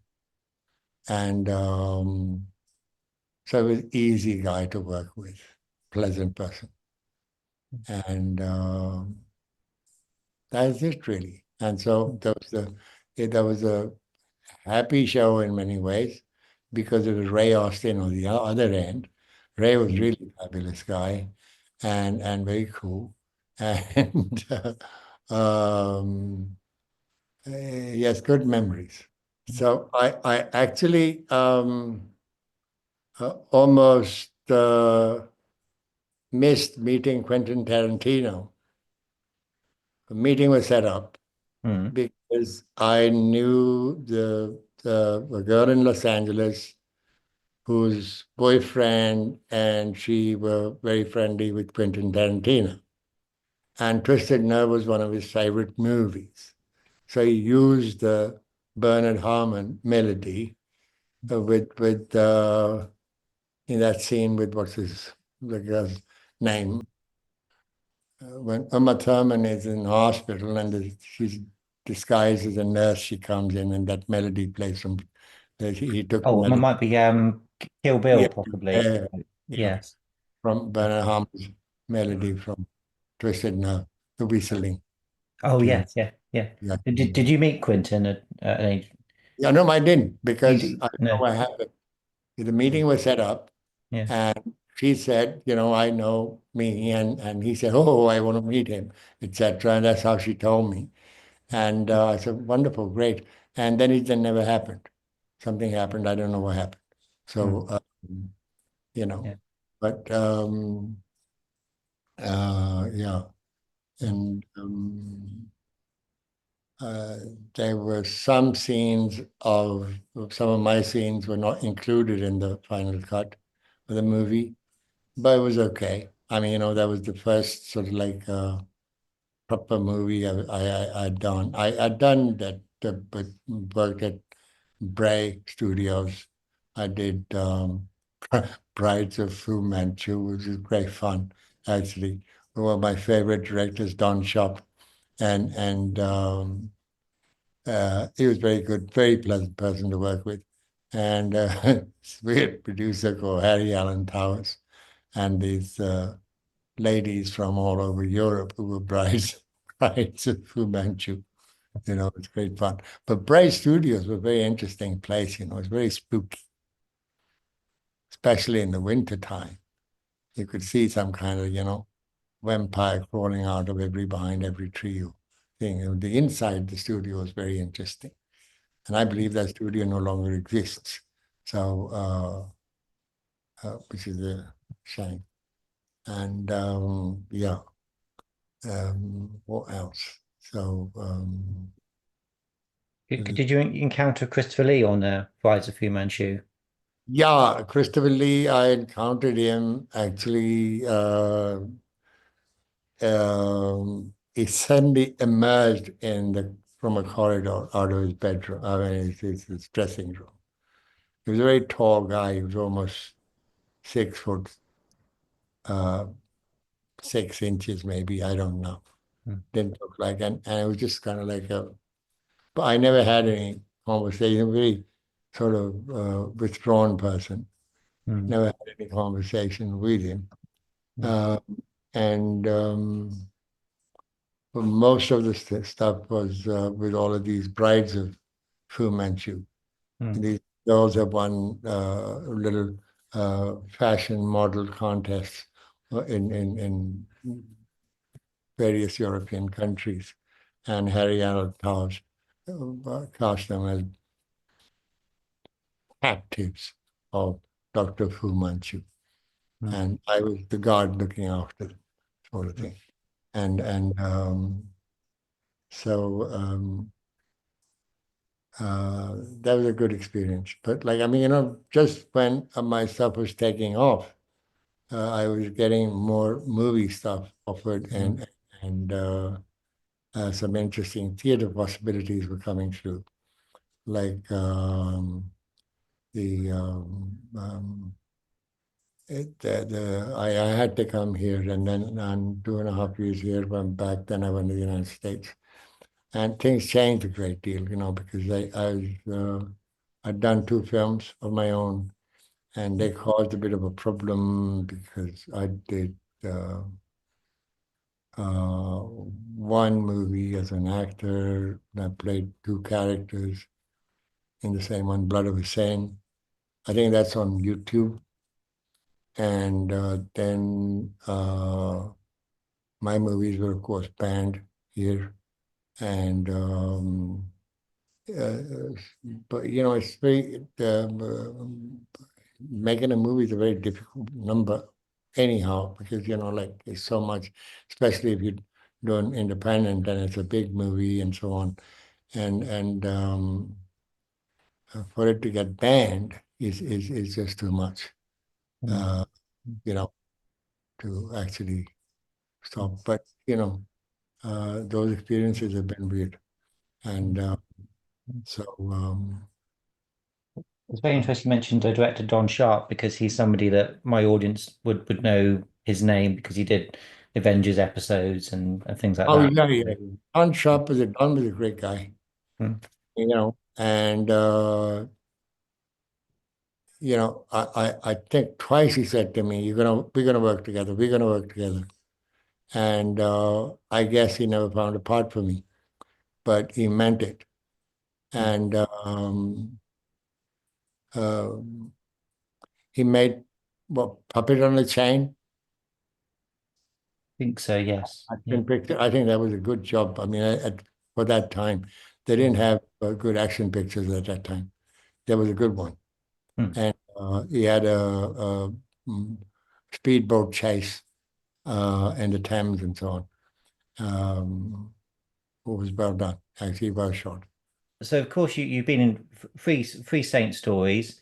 The Saint has always been one of those characters that never really goes away. There were so many Saints before Roger Moore with George Sanders, and of course Ian Hendry later returned the Saint. Val Kilmer did the film in the 90s.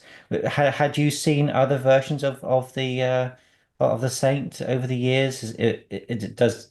With Ian Ogilvy. Oh, Ian Ogilvy, yes, yes, No, Ian Ogilvy, I yes. didn't like him. Oh, you didn't like him. No. Roger was cool. I have to confess I've done 8 Return of the Saints events with Ian, so I know Ian quite well. But I think you're right that it sort of Roger was so iconic in the role. It's a bit like Yeah. Sean Connery as Bond. It's difficult to see somebody else out in the role. Yeah. So what will happen to the Saint? I'm sure there'll be different versions in the future, but I'm sure.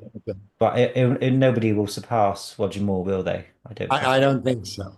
No, no. He was great. He was just kind of perfect. Yeah. For the part. But like they made a movie. They made a movie with someone else. Saint movie. That was just Val Kilmer. Val Kilmer, of course, he sadly died last month. I quite enjoyed his film. It was very much an origin story before he became the proper saint as we would see with Roger. Ah, But I right. thought it was quite a good little film, really. Overall, the public disagreed with me. It didn't do very well in the cinema, but it was a pretty good turn, I thought. And I think Val Kilmer was made quite a good Saint. Um, Hmm. I recommend it if you haven't seen it. I'll see. I'll check it out. I'll see it. Hmm. But Uh, I mean, I can't see anybody else. Like Ian Ogilvy, I'm sure he's a very nice guy, but he didn't really do it for me. I watched it for a bit, but I couldn't get Roger out of my head.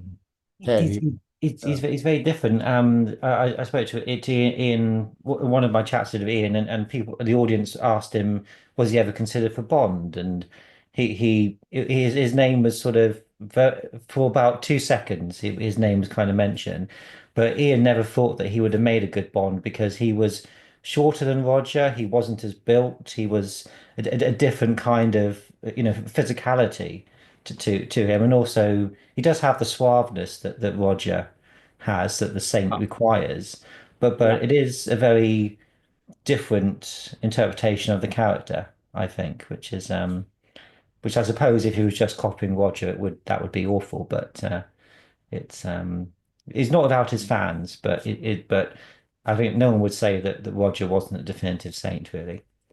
And is it very nice to be associated with these shows to have done the Champions, to have done the Saint, and is a nice part of your career, I'm guessing. Yeah. But like Yeah. I yes, I was just kind of like,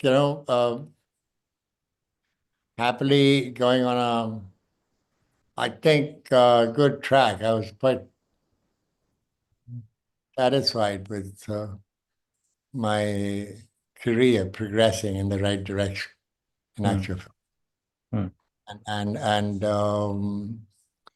it was there were always good possibilities, like people that you actually most most interesting movies actually, and you get jobs and things with directors, not through regular casting sessions, but with a personal association, previous experiences. Mm. And I was very close onto that with Don Sharp, basically, and he had no reason to say that, but he kept saying always, "We're going to work together. We're going to work together." And I did that with Bolting Brothers. They were fabulous as far as I was concerned. Mm. So any time there was a possibility. So this movie called with John Hurt, whom I also knew. We were friends for a while. And he was going through a very difficult time because his girlfriend passed away, a young, beautiful young lady. She fell off the horse and broke her neck. And it was a very difficult time for him. And then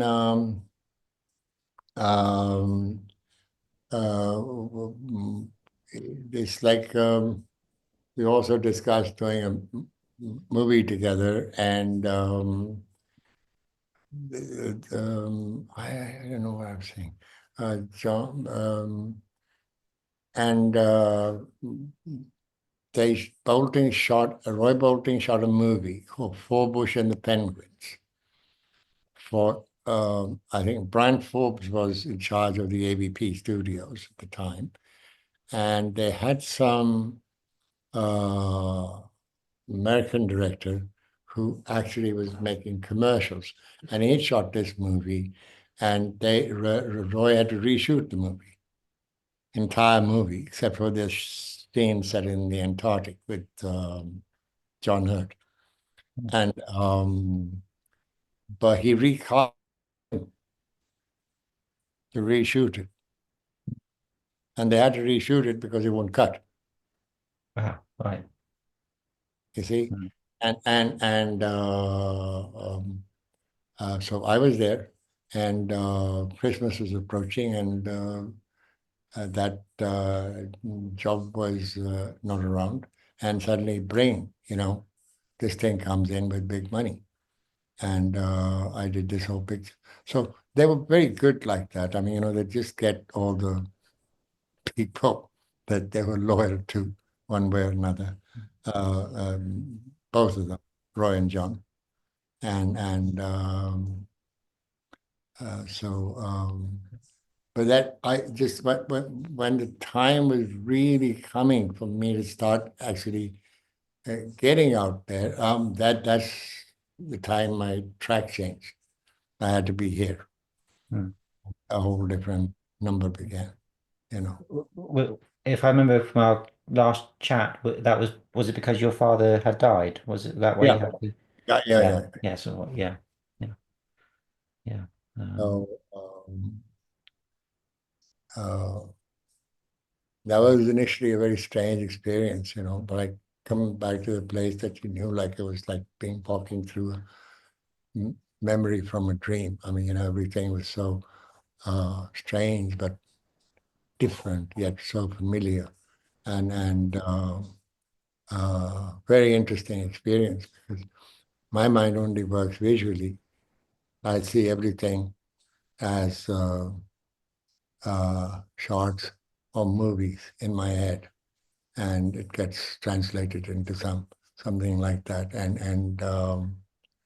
Um, so I never forget images. I never forget people, their expressions, those moments in time, and they're just sort of like, you know, like I can see them, like you can press a button on this computer and get the picture out and see, you see, and the atmosphere, the light, how it just looked, and so on, you know.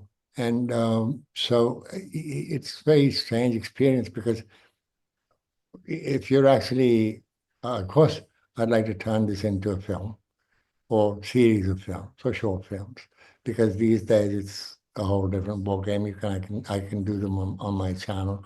I can make short films and of those moments, but I have to be there to actually see those things again, go to those places again, and see how they changed. I miss that very much, a great deal. And it's sort of like, you know, it's so, you know, you have to hold your heart for a second and say, whoa, you know. So, and that's the beautiful thing about it, because they were just very valuable times. You know, you're good in your life. I guess everybody's life has a meaning for them, and they're interesting moments.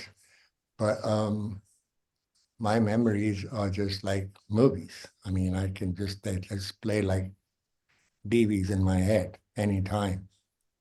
I mean, you know, I'm thinking about this. Like I'm talking to you right now and just seeing all that time. Like, you know, it's happening all around this, you see. So, you know, all those people, their faces, expressions, how they changed and what the street looked like. It's just amazing experience, actually. I enjoyed it a great deal. But then, you know, sometimes I think there's a tinge of insanity there. That's what my graphic novel is about, Jinn and Magicians. It's about like, it's a guy who takes pictures, actually. And it's main character is based on me as drawn, but the pictures are real pictures. And, you know, person is slightly kind of not a bit dangerous. Like I did the Telltale Heart in the theater with an American cast. Then I shot it as a movie, and it's still not actually done because a lot of odd things happened because I couldn't get back to Los Angeles and so on. And so, but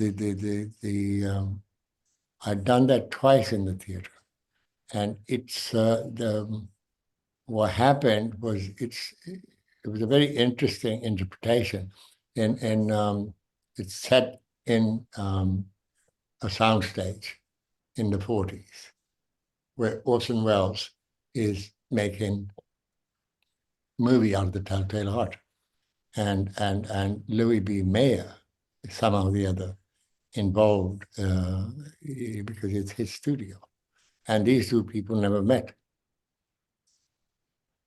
and they were just, 180 degrees in different directions. They just hated each other.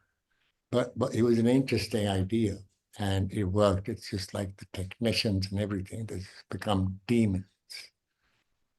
And they drive this person on the brink of insanity, actually play a game. And they commits that bizarre murder. And it's sort of like, strange dance and movement and everything else. Very interesting in the theater. And the movie shot most of it. Very interesting. But, so that was the kind of the character inspirations from there for the graphic novel. It's work. So Do you have do you know when your graphic novel will be published? Is it going to be out soon? it's done writing almost. Just a little bit is left writing, but the sketching is not entirely done. All my photographs are done, but the sketching remains to be done. And I'm out of practice with sketching. I'm a bit reluctant to get someone else to sketch it. I want to do it myself. I haven't done it for a while, and so I was a difficult time trying to get back to it, because I've been so on the computer so much that I just suddenly realized I'd lost that ability to actually use my hand in handwriting and drawing. I was very quick. I'd done lots of sketches, impressionistic kind of things, and they were very good. I like a lot, and they're all film scenes. They're all dramatic things. I done a lot of Iliad and Homer, and things about the old Western America and stuff that we were trying to make. Then I did a lot of sketches in the old dockyards in London with characters in the West Country, where I used to spend a lot of time. But I left it for such a long time, and now I'm trying to get I couldn't draw a straight line. I mean, I go, ooh, that's just kind of like, started drawing straight lines, and because I never learned it formally. I went to kind of art classes for a bit, but never learned it formally. I didn't stay there for a long time, but it was just learned self-taught. It was a very good sketch. I could actually draw you or anybody sitting next to me, and very fast, go like this. But it's all practice. And same thing happened with photography. I photographed my films, a big film, 3 hour, 35 millimeter. I photographed it, operated the camera, and actually did all the lighting and everything. And but it was took advice from a couple of people, Jack Cardiff, because Jack Cardiff actually sponsored my union ticket. Jack Cardiff and Roy Bolty. And he was a very decent human being. And of course, a phenomenal cinematographer. And basic conversations and a bit of advice and so on. And all my life, I just watched fantastic crews at work, and they were always friends, and I knew the equipment and etc. So when I bought the actually main camera, and I worked with a couple of technicians in Hollywood to refurbish the camera and do work on that. and I got to understand it a great deal more. But the thing is this, that it is, if I'm acting, I don't have an issue. I'm acting, I don't even think about director's job. It's not my job. But, if I'm actually directing something, I have a sixth sense with actors. I'm very good with actors because I can see the complication people have, actors have issues. And that doesn't mean they're all awful people, but they just have issues. I mean, it's a very strange business to be an actor. Good actors have problems. And maybe that's why they're so good. I mean, I have, like everybody else, have issues. I mean, like some people think I'm really weird, I'm insane or whatnot. But the point is this, that it's very, if you actually, if a director has a good relationship and you understand an actor, it's just magic, because it just transforms everything. I felt that in moments with Roy, although Roy even is not, hailed as one of the greatest directors. I mean, for instance,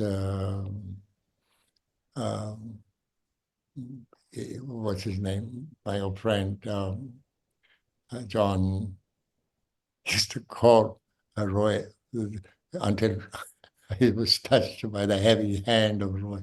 And I know, I heard stories from him how Peter Sellers and he'd have problems, etc. But Roy was a very, very calm person. And it makes a lot of difference with the director.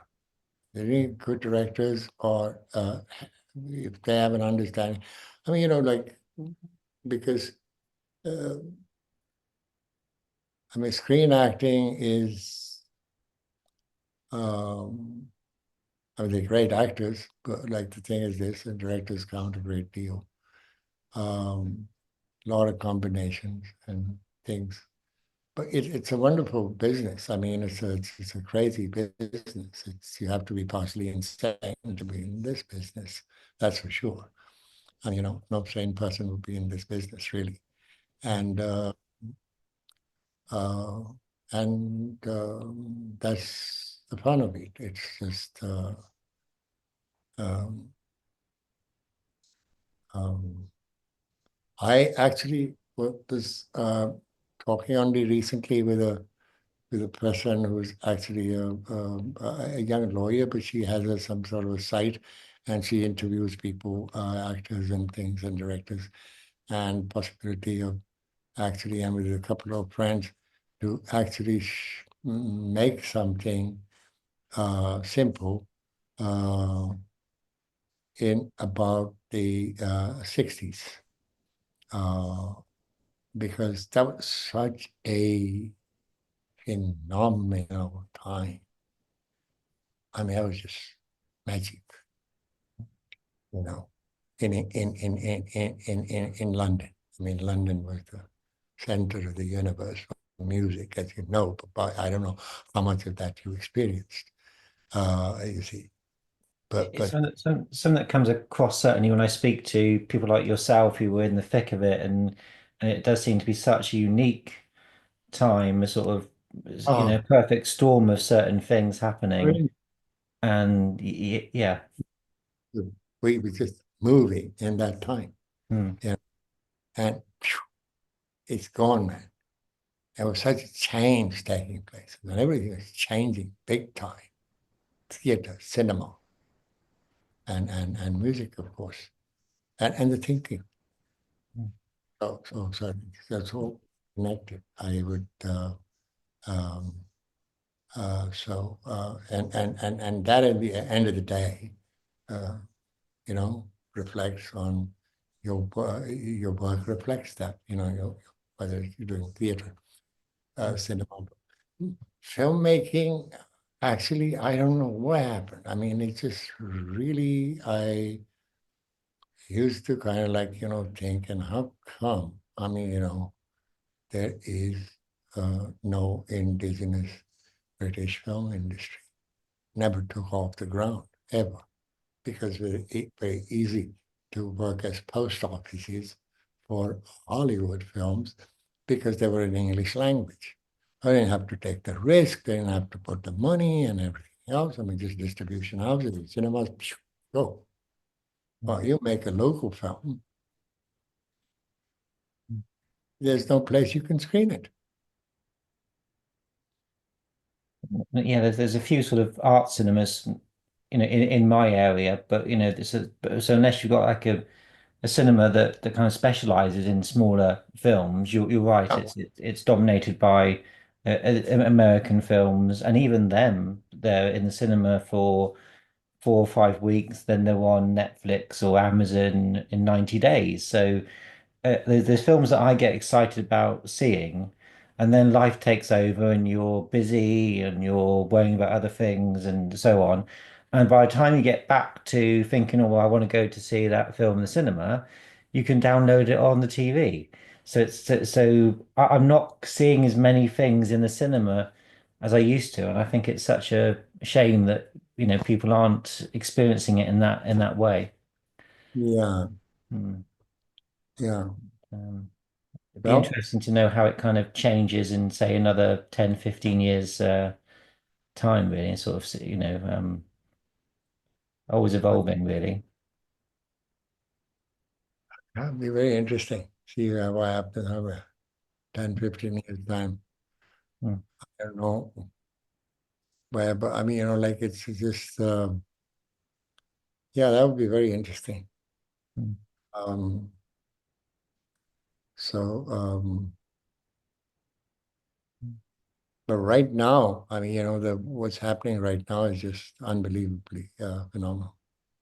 I mean, as negative as it is, but there is positivity in it because it's one has no choice but to own the time because it is our time. It may not be the best of times, but it is our time. So what do you do? I mean, you say you go on a recline, and say, everything is horrible. Yeah, of course it is, but you know, you can always add a little bit of light, Yes. Yeah. light, you Yeah. know, Yeah. and Hmm. a better humanity. There has to be more humanity, just like the thing is this, James Cameron's Terminator. I keep thinking it's a prophetic film in many ways. I don't know who's. I suspect it's Philip K. Dick's story somehow. One of his stories. I don't know. Um, well, it's you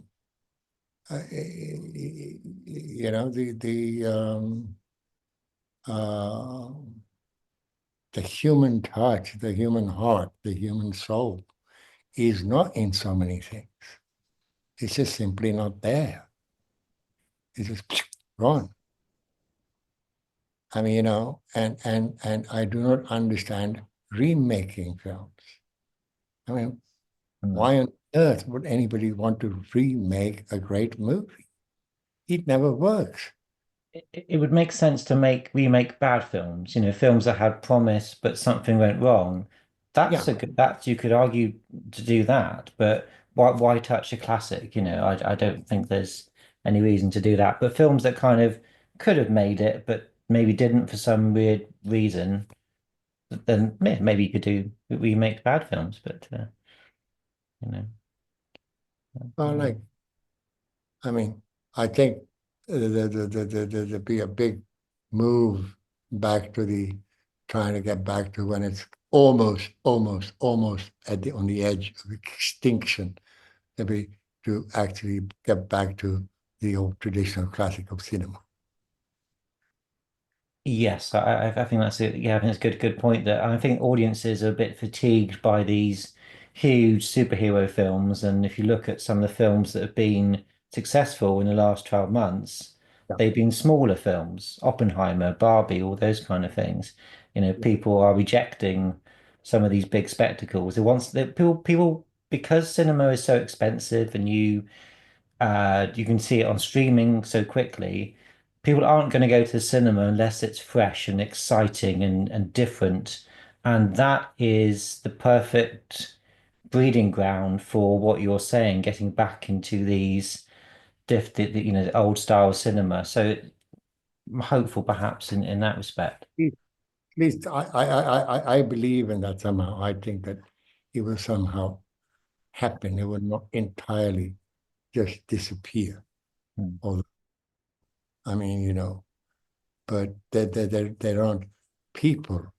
People are not around because there's no end of an era. I mean, with this era, all the people are gone or going on the or on their last legs. They're kind of like not going to be around in the next few years. So it's a whole different generation, and those who worked with the other guys, and they ought to be able to carry the torch further. Some of them, at least, you Yeah. know, because they must have learned a whole lot. I learned a great deal from people. You know, I worked with some of the greatest people. Some of the greatest people are just regular people. They're technicians. But boy, do they understand movies.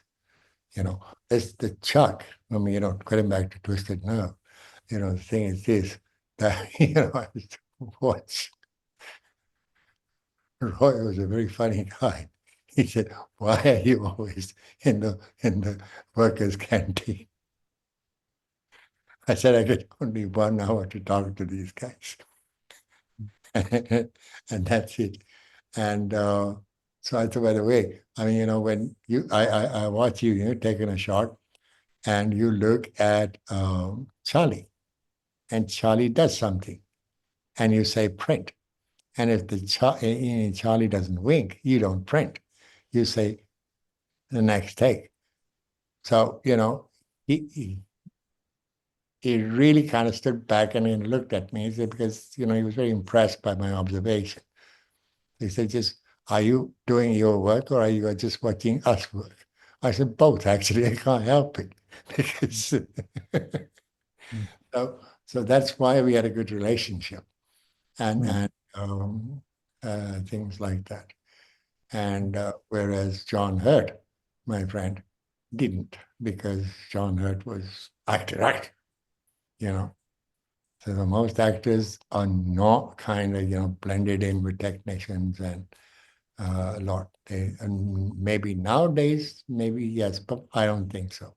But, at that time was a big no-no. There was like, you that side, me this side, that kind of thing, Yeah. Class system, odd thing, Oh, yeah. And Well, that's probably a lovely place to end it, I think. Thank you very much for having such a wonderful chat. It's been delightful to speak to you once more. But yeah, you take good care of yourself, and hopefully I'll see you in London sometime soon. That'd be very nice. absolutely. Okay. All right. God bless. Now you take care. Take care. Take care. Bye bye. Bye, Salmon. Good night. Okay.